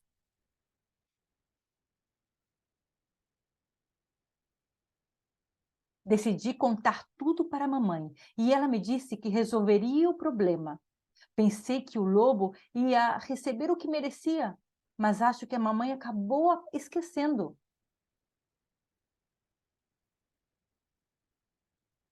Às vezes, sonho que estou perdida numa floresta. Sei que em algum lugar existe uma saída. O problema é que ainda não a encontrei. O pior é que agora, quando fecho os olhos, ele fica dentro da minha cabeça. Será que alguém um dia vai me escutar?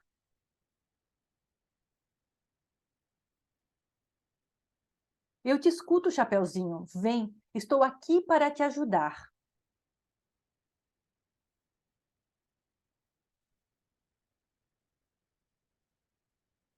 Muito bem. Por que por meio de um conto? Por que por meio de um conto? Deixa eu deixar de compartilhar aqui um momento.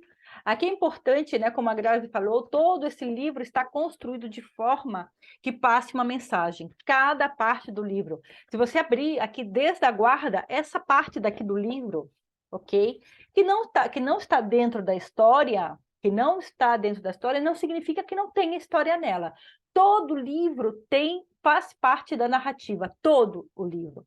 Se você observa aqui, você verá que aqui está o lobo. Aqui é a floresta, né? Onde ela se vê no sonho dela, e aqui está a sombra do lobo, né? Porque o lobo ele está aí, em muitos lugares. É uma presença, ok? É um arquetipo, é o arquetipo que nós vamos ver, o arquetipo do predador sexual, ok? E se vocês observarem lá atrás, né, o livro é construído, e lá atrás, eu vou mostrar o outro aqui. E lá atrás, depois dessa última imagem, que é essa daqui, essa imagem que não tem frase, porque nós pensamos que não era necessário colocar frase nessa palavra, porque aqui começa o processo de cura dela, onde cessa o abuso sexual, né?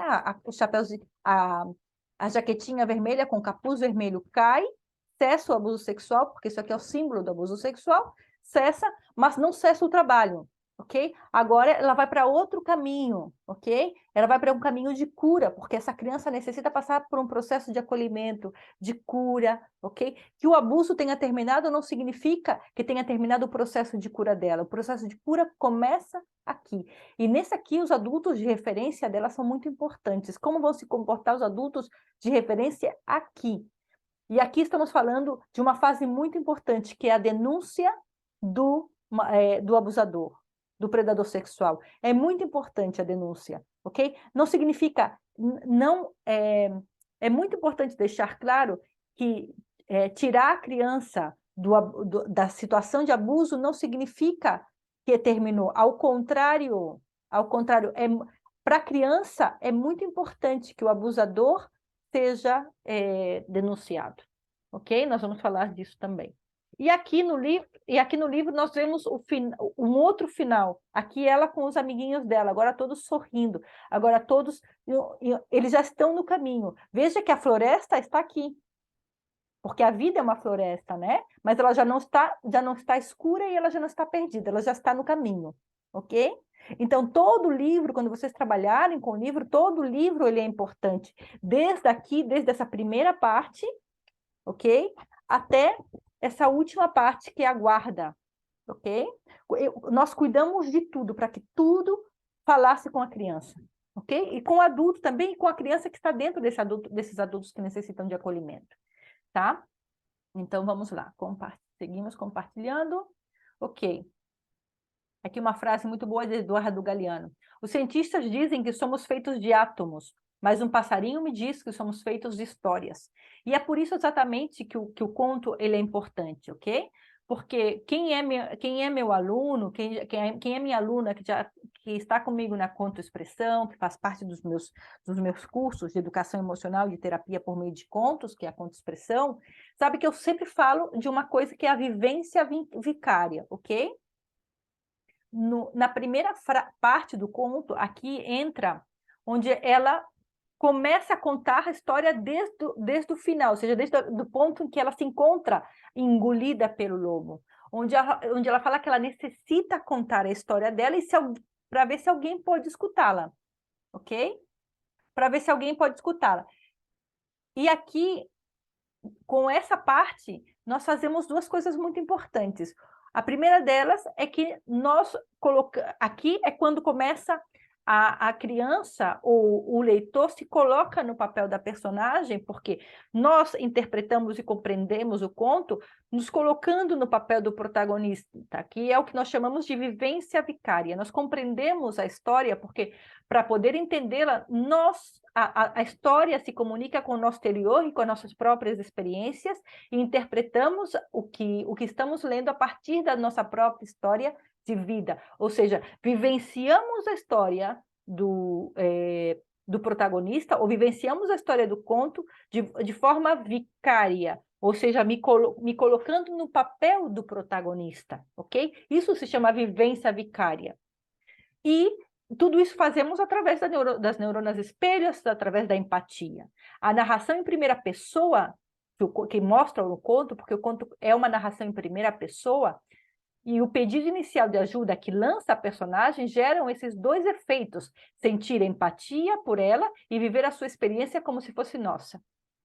Ok? Aqui, o perfil do abusador. A Grazi já falou para nós sobre o perfil do abusador. Agora eu vou falar sobre o perfil simbólico do abusador. Aqui o lobo mau ele é o arquétipo do predador sexual. Aqui eu trouxe uma frase do psicólogo Alberto Soler, que fala muito, que fez uma vez um vídeo muito interessante sobre o uso dos personagens de hoje em dia, de como você sabe muito bem que eu sempre defendo essa fala, de que hoje em dia estamos deixando o lobo mau, ele já não é mau, agora ele está buscando o if, agora como se buscando desculpas para os seus atos maus, ok? Não se engane, não existem lobos veganos. Não se engane, o predador sexual, ele é um predador sexual. Ele pode enganar o adulto, ele pode passar por bonzinho, mas no interior dele ele é um predador sexual. Ok? E se você deixar que passe isso, ou seja, eu não vou denunciá-lo porque ele disse que já não vai mais fazer isso. Isso é um grande erro.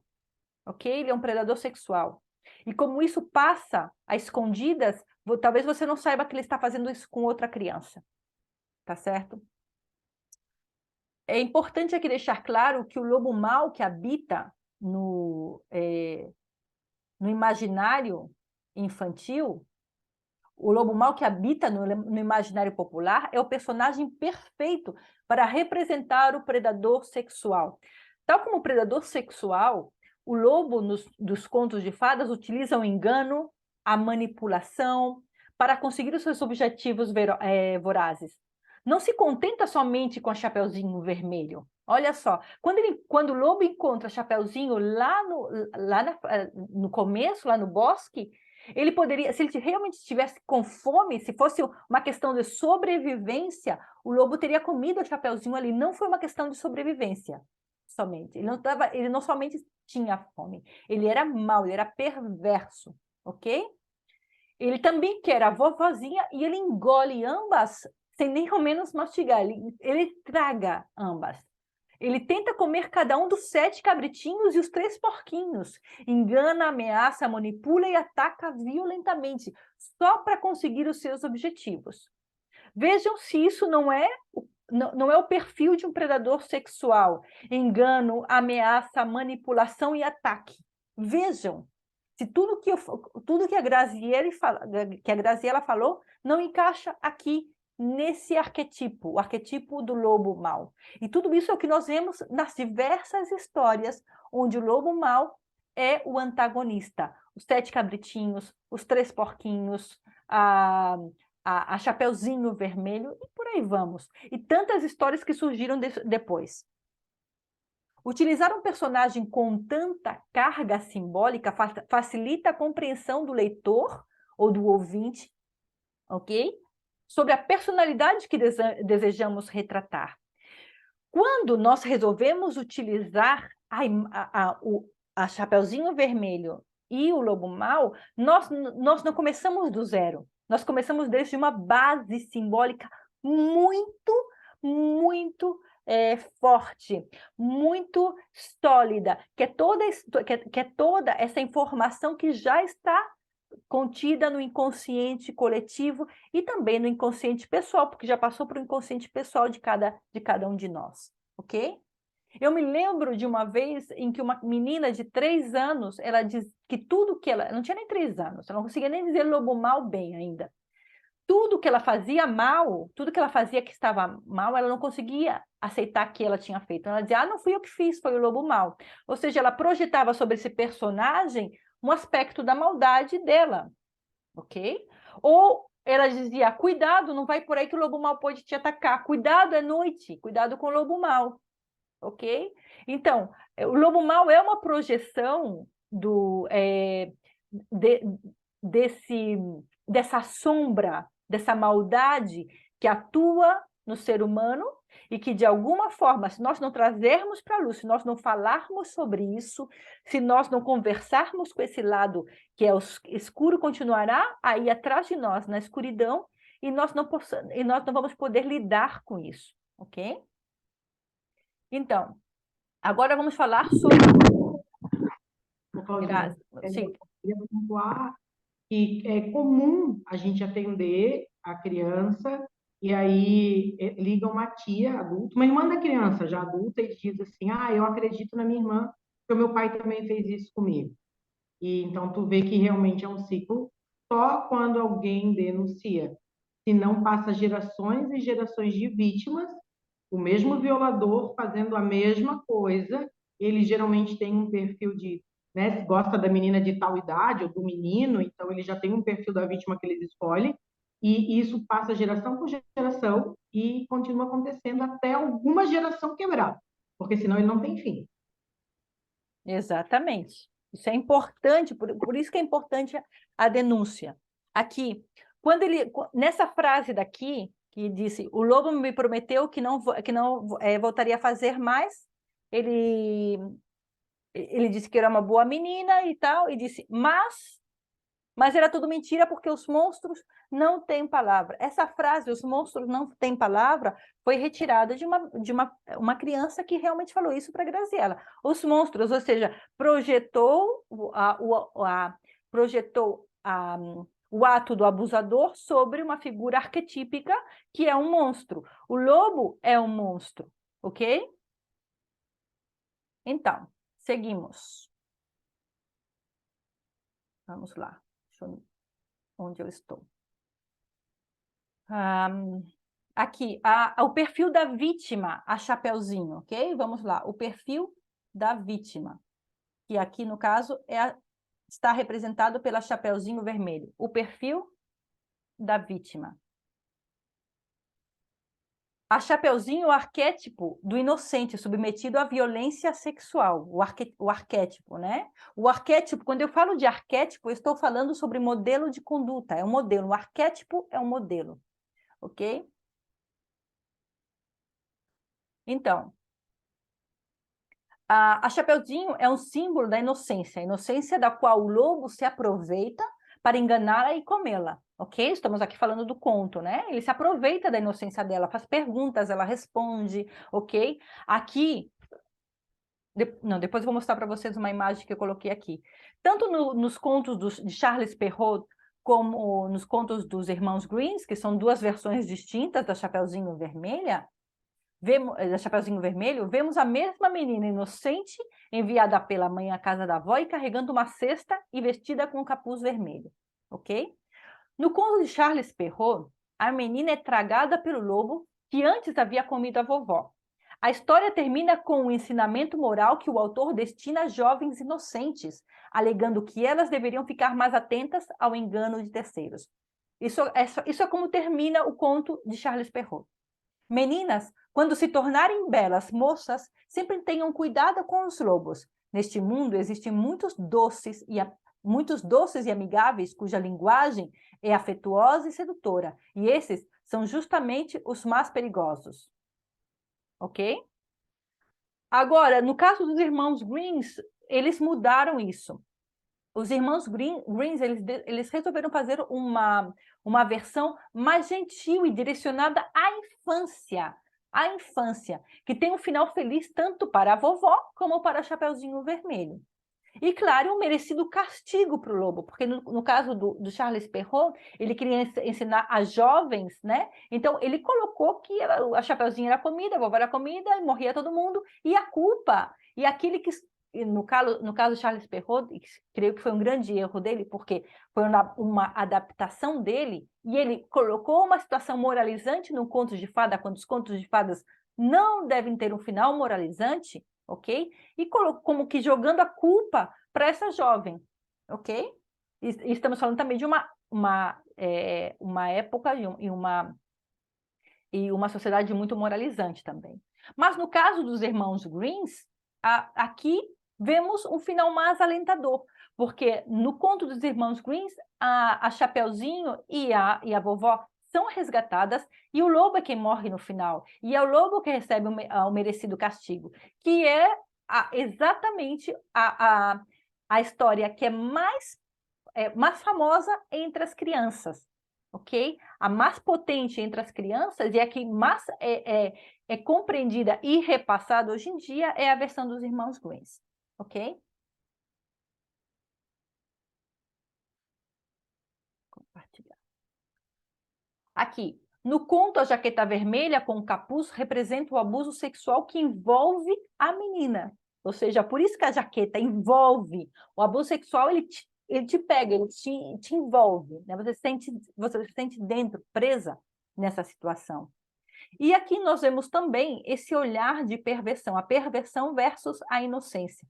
Aqui, na imagem em negro em preto e branco, nós vemos uma ilustração de Gustave Doré para o conto de Charles Perrault de 1883, uma imagem muito reconhecida, onde nós vemos a inocência da Chapeuzinho a se colocar na cama com o lobo. Ela olha para o lobo, que se identifica como vovó, ela sabe que alguma coisa ali não está bem, mas ela está absorvida por essa situação. E por isso que ela está na cama com o lobo. Não é culpa dela, ok? Não podemos culpabilizar a Chapeuzinho por se colocar na cama com o lobo, porque para ela, essa pessoa representa a vovó dela. E a mesma situação com as crianças que sofrem abuso sexual.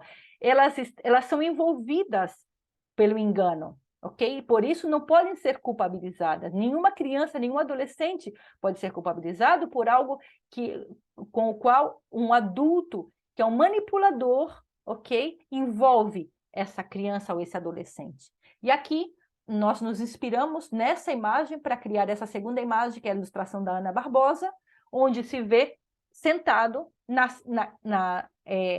no sofá da casa, o lobo com a Chapeuzinho e ele olhando, o lobo observando a Chapeuzinho e ela percebendo que alguma coisa ali não vai bem. Vemos que aqui ela não está ainda com a jaquetinha vermelha, porque aqui o abuso sexual em si ainda não foi perpetrado, mas havia um olhar já do lobo para ela, ok? Aqui no material que eu preparei para vocês, que nós preparamos com a Graziella, ok? Eu encontrei uma dissertação muito interessante sobre a figura do lobo e da Chapeuzinho, que é uma dissertação completa, que foi feita por Jaisa Carrasco Llanes, está em espanhol, tá? Está em castelhano, mas para quem conseguir ler, vale a pena. O Lobo Feroz e a Caperucita Roja, Recurrências e Reescrituras, ok? O Lobo Mau e Chapeuzinho Vermelho, recorrências e reescritas. Eu recomendo porque aqui nós vamos ver várias versões desse conto, passado por várias épocas, onde todas elas têm uma conotação sexual. A verdade é que Chapeuzinho Vermelho é um arquétipo do abuso sexual, sendo Chapeuzinho Vermelho o arquétipo da inocência submetida ao abuso, tanto que existem muitos livros, contos e até filmes que utilizam esses arquétipos em suas narrativas. Um exemplo é o livro de o nome é um pouco estranho, Beat Terça Hanica. Se chama A Lágrima de Chapeuzinho Vermelho, ou Lágrimas de Caperucita Roja, do qual nós extraímos essa frase. Observem bem, isso aqui não é um álbum ilustrado, é um livro, é uma história, ok? Ele a chama de Chapeuzinho Vermelho, quando a vê descendo o morro com a sua cesta no guidão da bicicleta. Chapeuzinho Vermelho. Perdão. Chapeuzinho Vermelho, porque o vinho e a comida na cesta são para o avô, que finge estar sozinho. Chapeuzinho Vermelho, porque o caminho que sai da floresta é escuro e pedregoso. Chapeuzinho Vermelho, porque ela está nas mãos do lobo há muito tempo. Gente, quando eu leio, cada vez que eu leio essa parte, me dói o coração. Realmente, sinto dor no coração por essa situação, porque eu imagino tantas e tantas pessoas que estão vivendo essa situação. Agora, não sei se aqui tem alguma pergunta dentro da... Deixa eu ver se tem alguma pergunta no chat. Ok. Aqui temos uma pergunta, que antes de falar sobre o material, nós podemos responder essa pergunta, e a Graziella, se tu queres responder, também estaria bem. O abuso acontece com um perfil específico de criança ou todas estão suscetíveis? Por exemplo, uma criança introspectiva é mais suscetível ao abuso do que uma criança extrovertida? Grazi, se tu queres responder essa pergunta. Eu não vejo um perfil da vítima, assim, mas com certeza uma criança que fale mais, é mais fácil dela revelar logo o começo, né, desse assédio e tal. Eu acredito que uma criança que compartilhe mais essas coisas, que seja mais extrovertida, pode ser que ela mais facilmente fala, mas não que haja um perfil de vítima, assim. A criança fica com vergonha, talvez até seja uma criança bem extrovertida, mas ela se colocou numa situação em que ela se sente culpada, envergonhada, e ela não vai falar. Eu já atendi um menino que em algum momento houve uma brincadeira sexual ali entre as crianças e tal, e ele apanhou muito da mãe. Quando a mãe descobriu e tal, ele apanhou uma surra horrível. Alguns anos depois, ele foi vítima, de fato, de uma violência sexual e ele não contou para a mãe, porque ele ficou com medo de apanhar. Então, eu volto a dizer que é mais um reflexo do adulto que conduz essa criança do que a criança em si, a vítima, né? Não está tão ligado à criança, mas ao adulto que protege essa criança. Obrigado, Grazi. Voltamos a compartilhar e eu já vou responder essa pergunta que me fizeram. Na hora de contar, o que devemos observar, né? Então, eu vou responder isso porque isso faz parte aqui da minha fala. Então, como utilizar este recurso? Primeiro, que não tem o material ainda, baixe o material de apoio. Esse é um material gratuito. Esse é um material gratuito que a criança, que qualquer pessoa pode baixar, ok? Está na página da Batidora Ediciones, também está na página de Salvando a Chapeuzinho. Nós temos uma página web, que é a página do livro, Salvando a Chapeuzinho. O material está disponível gratuito. E quem não saiba baixar, entre em contato conosco que nós enviaremos, ok? O nosso objetivo com esse material é ajudar, é divulgar para que possamos salvar um maior número de crianças possível dessa situação, ok? Isso é muito, muito, muito importante, ok? Deixar claro isso. Então, vamos agora ver coisas que devemos ter em conta com esse material e tudo isso. 2, ter em conta, não se recomenda contar a um público muito grande, ou seja, esse não é um conto para você fazer uma contação de história. Ah, me convidaram para fazer uma contação de história lá no colégio para 50 crianças, eu vou levar isso daqui, tá certo? Não é um conto para você contar na praça da cidade. Não é para isso, ok? E olha só que já me convidaram para contar em feira de livro, já me convidaram para contar em um colégio, assim, na feira do livro do colégio. Pode vir aqui contar na feira do livro? Eu não recomendo, não é para isso, ok? Eu recomendo que você não conte para um público muito grande, porque se acontece se uma criança conta espontaneamente que foi vítima, você tem que ser responsivo, ok? Então, se é possível ter uma pessoa de apoio para ser responsivo, caso algum participante necessite de acolhimento emocional, tenha. Ou seja, se você vai para um lugar onde você vai numa sala de aula, você foi convidada para contar lá na sala de aula de um colégio, você pode ir. Agora, convide o psicopedagogo do colégio para estar junto, convide o professor atento a toda a situação, converse, prepare uma equipe, prepare os professores para isso. É importante, você vai contar no colégio, peça para os professores lerem o material de apoio antes, para entender o que significa tudo isso, todo esse movimento que você vai fazer, ok? Então, prepare a situação, tá? Então, primeiro, não conte para um público muito grande. Por quê? Porque é importante que eles vejam a imagem. É um álbum ilustrado, ok? Não é um conto que você vai contar simplesmente. Cada ilustração é importante. Então, a criança tem que olhar. Tem que ser um público que você possa passear entre eles, mostrar as ilustrações. As crianças gostam de ver, identificar as situações. Talvez colocar algumas imagens aí do livro, né, para que depois possam ver, para que as crianças depois possam se aproximar e ver as imagens, fazer uma leitura, uma interpretação melhor, para fazer uma introjeção do que foi falado, ok?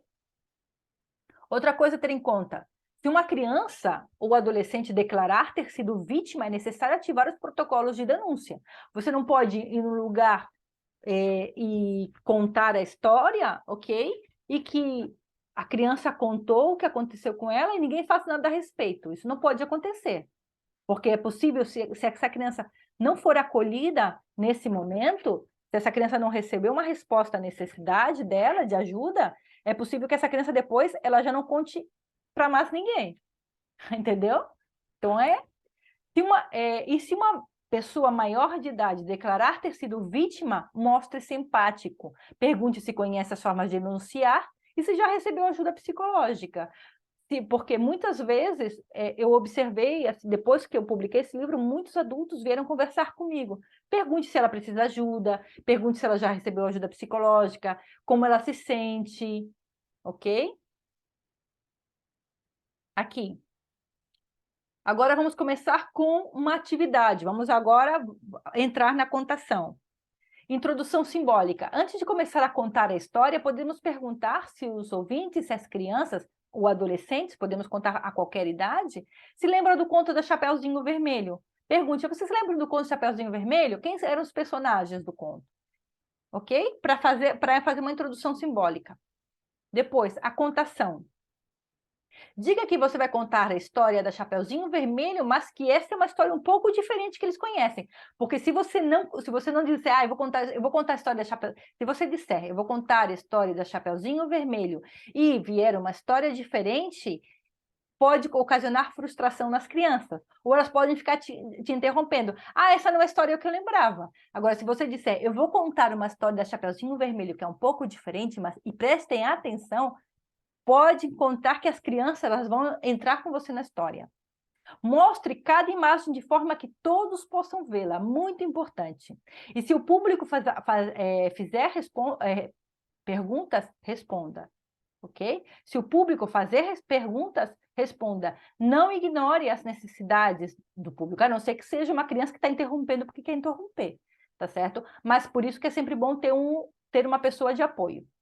Eu sempre levo pessoas de apoio comigo, ou sei manejar o público de forma que ainda quando eles façam interrupções, nós manejamos a situação. Depois de contar a história, vem as perguntas mediadoras, que no caso da conta-expressão, da minha metodologia, nós chamamos de um método socrático, né? Aqui são sugestões de perguntas que nós podemos fazer. E no material aqui estão todas as perguntas. Eu não vou fazer essas perguntas agora, para vocês, porque no material estão todas essas perguntas já colocadas. E podem surgir outras que você considerar importante, ok? Importante, observe as respostas da criança ou adolescente, a fim de identificar algum tipo de projeção, ou seja, se ela está respondendo a partir da sua própria vivência. Observe como a criança está respondendo essas perguntas. Porque ela pode estar projetando já nos personagens situações que ela esteja vivenciando, ou que ela tenha observado. Ok? Aqui eu respondo essa pergunta que estava no chat. Então, nós devemos aqui estar todo o tempo atento. E aqui entra algo muito importante. Porque para que você possa estar atento a tudo isso, você tem que estar muito bem preparado. Você tem que ter lido o livro muitas vezes, você tem que saber muito bem cada frase que você vai ler, como você vai contar o conto, ok? Para que você não esteja inseguro com a sua própria apresentação, a fim de que você esteja observando a reação das crianças. E por isso é importante que, se você é o contador de histórias nessa situação, existem outras pessoas aí, os professores, um psicólogo, um psicopedagogo, ok?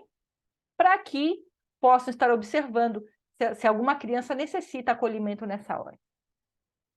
E aqui nós temos algumas propostas de atividade que estão no livro, ok? Me sinto inseguro, adulto. Olha só que interessante tudo o que nós colocamos nesse material. Tudo que a Grazi falou lá no começo, de muitas situações que a criança passa, a insegurança, né? A insegurança que sente a criança.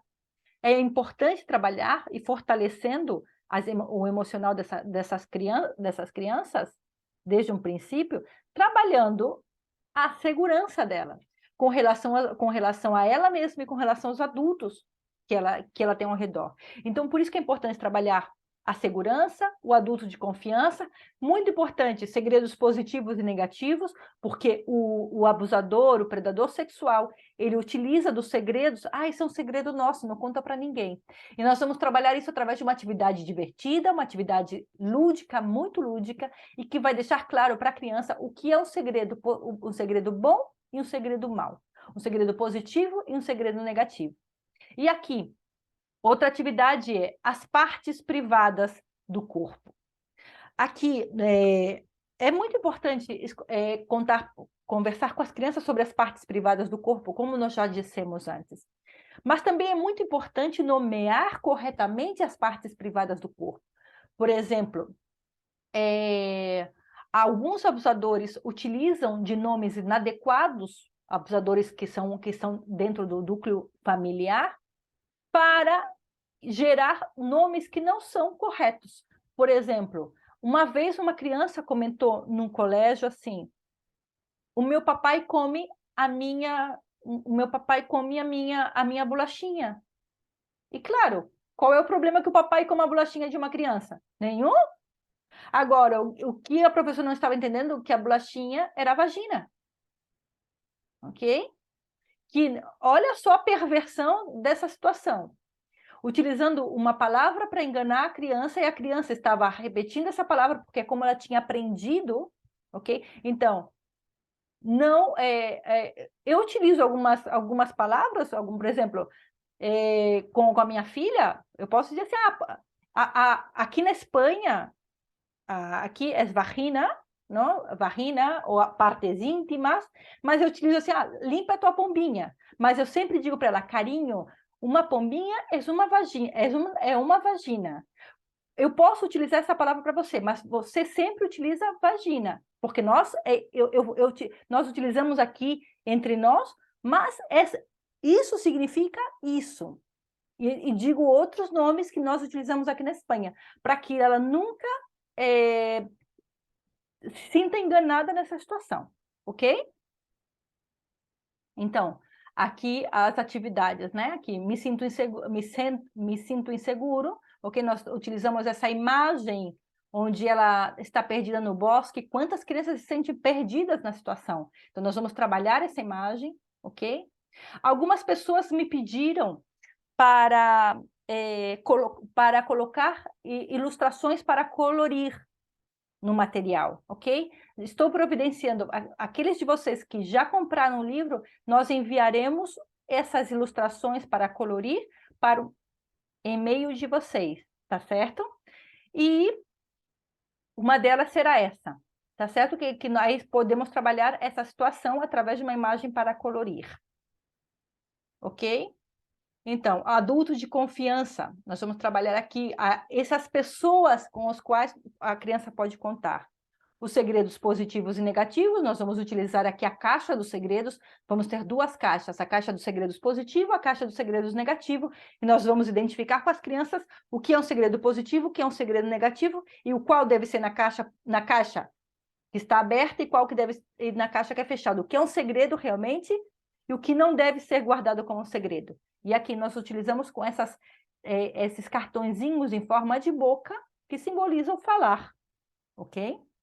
E as partes privadas do corpo, que eu já comentei com vocês, a importância de falar sobre isso com as crianças, de identificar aquelas partes que outras pessoas não devem tocar. Se você vai eu digo para minha filha, se você vai no médico, não tem nenhum problema que o médico toque essa parte, mas a mamãe vai estar junto, ou vai ter outra pessoa junto. Se você se sentir constrangida, você avise, ok? Ok. Todo esse material apresentado aqui através dos slides estão no material de apoio? Exatamente, está tudo no material de apoio. Para o qual, se vocês têm que preparar alguma palestra, vocês podem utilizar esse material. Tá certo? Porque para nós o importante aqui não é o meu nome ou o nome da Graziele. É sempre importante que vocês coloquem, lógico, até para que as pessoas saibam de onde vem, que vocês indiquem, olha, esse aqui é o material de fulano, tal, tirei disso. Mas o importante aqui é que quanto mais pessoas falemos sobre isso, quanto mais profissionais estamos falando sobre isso e trazendo esse assunto, mas crianças, mas adolescentes serão protegidos, ok? E aqui, importante, muito importante, que é uma coisa que a Graziele falou no material e que eu achei importantíssimo. Se a vítima te escolheu para fazer essa revelação, é porque ela confia em você. Não a decepcione. Se a vítima contou para você, porque você é o adulto de confiança dela, não a decepcione, não a abandone, não esqueça da situação. Não tenha, porque aqui muita gente tem medo assim, ó. Isso passa muito em ambientes religiosos também, tá certo?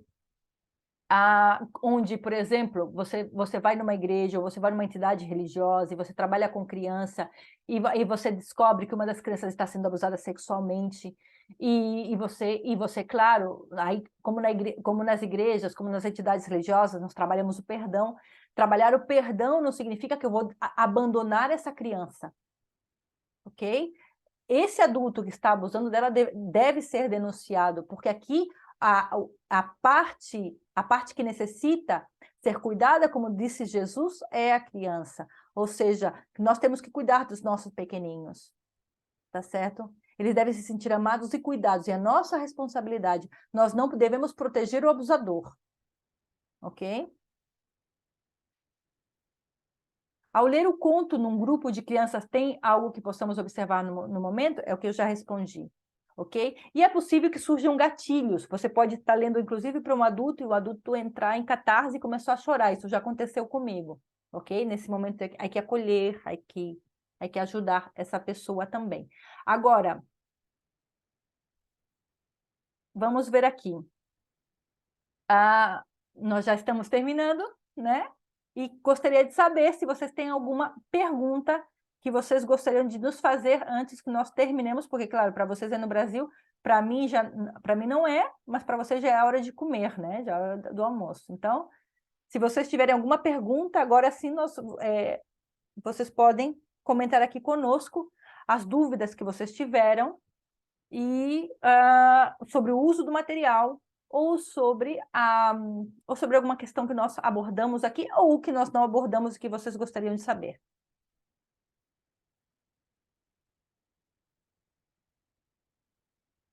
Alguma dúvida?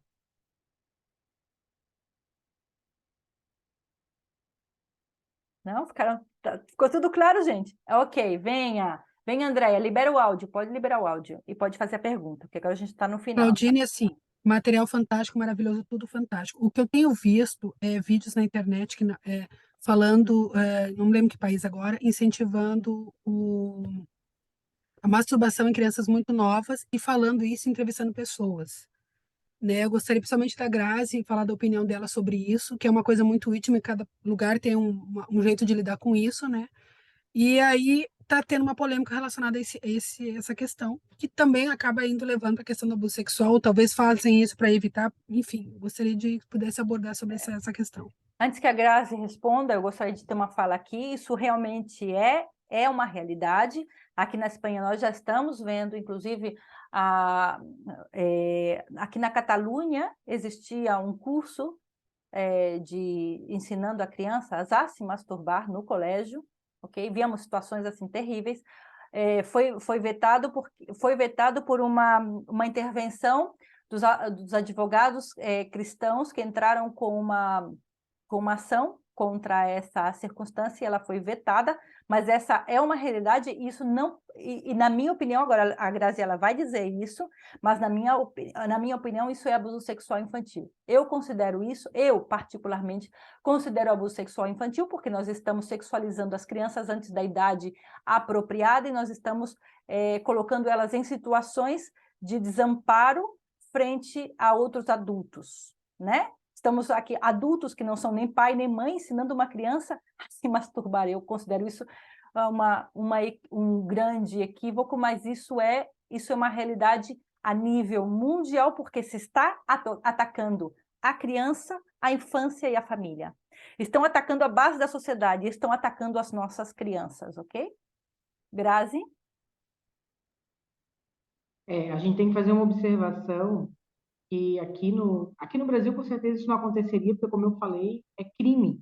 Qualquer ato relacionado, qualquer, né, coisa que tu faça a ver com sexo, com menor de 14 anos, impossível, impossível, não tem como acontecer. O que a gente tem feito alguns cursos de capacitação, que eu acho válido, é a questão da sexualidade infantil, não no sentido de sexo, mas no sentido de que, por exemplo, crianças pequenininhas se masturbam. Elas não sabem que é uma masturbação, mas elas se tocam, e aí as professoras, quem é de sala de aula vai saber do que eu estou falando, elas vão ver que algumas crianças têm essa atitude. Uhum. Às vezes elas botam a mão, às vezes elas se esfregam em algum brinquedo. Então, assim, é da própria criança enquanto está descobrindo o corpo, e tem que saber conduzir isso para que não haja também nenhum trauma na criança, né? Porque até pouco tempo atrás tu batia, né? Tu batia na mão, né? Para não fazer, e a gente já sabe que isso pode desencadear algum outro tipo de trauma, mas isso é uma situação na questão da condução, tu não vai incentivar, tu tem que aprender a conduzir. Não necessariamente também a lenda de que uma criança que se masturba é porque é vítima de violência sexual, a gente já sabe que não tem nada a ver, mas a gente tem que ter essa condução, né, é um outro sentido. Nunca, jamais incentivar de forma alguma. E, assim, quero pontuar também a questão da cultura no Brasil, de que, e volto essa pergunta para vocês, o masturbar essas crianças em escola, é só para homens, né? Não é para mulheres, né? Porque no Brasil, se tu falar que uma menina de 12 anos está grávida, é um absurdo, ela é uma vagabunda, ela não sei, ela queria, não sei, ela nem é vítima. Agora, se tu falar que um menino de 12 anos manteve relação sexual, ele é o melhor do mundo, ele é homem, ele é super macho, ele é o macho alfa da alcateia. Então, não se vê um menino vítima de violência sexual. Um menino de 12 anos não está preparado para um ato sexual, como uma menina de 12 anos também não está. Então, a questão da cultura do machismo ainda é muito forte dentro da questão da violência sexual. Eu não atendo, olha, eu não lembro de ter atendido um adolescente menino me relatando que foi vítima de violência sexual na infância. Na infância não tem distinção, tá? Eles violam tanto meninos quanto meninas, os dois são vítimas. Na adolescência é mais difícil, geralmente as vítimas realmente são mulheres, bem poucos meninos. Mas as meninas contam que foram vítimas de violência, os meninos nunca falam. Porque não foram vítimas? Foram. Mas o machismo silencia, eles não podem se identificar como vítimas de violência sexual. Sim. Mas é importante aqui deixar claro isso. A educação sexual equilibrada, ela é importante. É importante ensinar para a criança as partes do corpo. Não é um problema ensinar a reprodução humana para as crianças. Agora, sexualizar as crianças como se está vendo aqui na Europa, em muitos países, inclusive no Canadá, nos Estados Unidos, né? No Canadá isso está bem forte, né? Aqui na Europa também isso está crescendo muito. Nós não devemos permitir, ok? Isso não é apropriado. Alguma outra pergunta?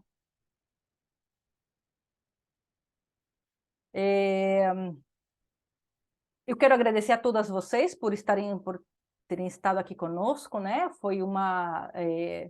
Agora vocês vão receber a gravação dessa aula. Quem ainda não tem o material, esse material estará disponível, ok?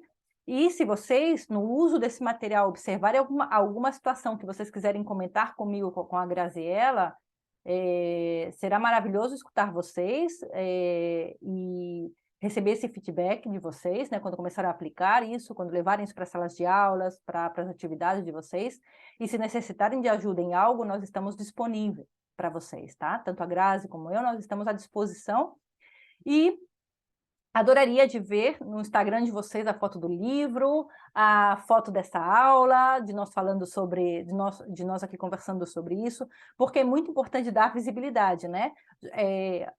Tem uma situação também que considero muito importante, que o fato de que nós não estejamos mais no Maio Laranja, né, Graziela, não significa que nós não devamos levantar essa bandeira em cada situação que nós possamos, né? O Maio Laranja é uma visibilidade muito boa, para a Graziela, que teve muito trabalho, né, nesse tempo, e observou, como ela nos falou, muitas denúncias, ok? De coisas que já vinham acontecendo antes, né? Por que aconteceram agora no Maio Laranja? Estavam acontecendo antes e vieram à luz agora. Mas exatamente porque nós esquecemos que existe abuso sexual em junho, julho, agosto, setembro, outubro, novembro, dezembro, janeiro, fevereiro, março, abril, exatamente por esquecer de falar sobre essa temática, muitas crianças estão sendo silenciadas e muitas crianças estão sendo abandonadas na boca do lobo, ok? Obrigada a vocês. Toda criança deve ser protegida, todo dia é dia de proteger as crianças, como disse a Claudete Cruz aqui no grupo. Eu vou me despedir, e a Grácia, você gostaria de dizer algo? A Grácia já está se despedindo assim, né, Grácia? Não. Eu adorei, tá, meninas? Eu fico sempre à disposição. Canais de denúncia, a gente tem o Disque 100, que é Brasil, pode ligar de qualquer telefone, para qualquer situação. E conselhos tutelares, todas as cidades do Brasil têm um conselho tutelar, pelo menos. Então, na dúvida, liga para o conselho, pede uma orientação e, sei lá, ou em outras, quer fazer uma denúncia de alguma coisa aí de forma totalmente anônima, tem o Disque 100 também. E eu fico à disposição, qualquer coisa é só me chamar aí, se ficar na dúvida, e o que eu puder ajudar, eu estou sempre disponível. Obrigada a todas, que tenham um ótimo final de semana, que desfrutem desse fim de semana e que juntas nós possamos trabalhar para proteger a infância, tá certo? Muito obrigada por vocês estarem aqui conosco. Tchau. Tá.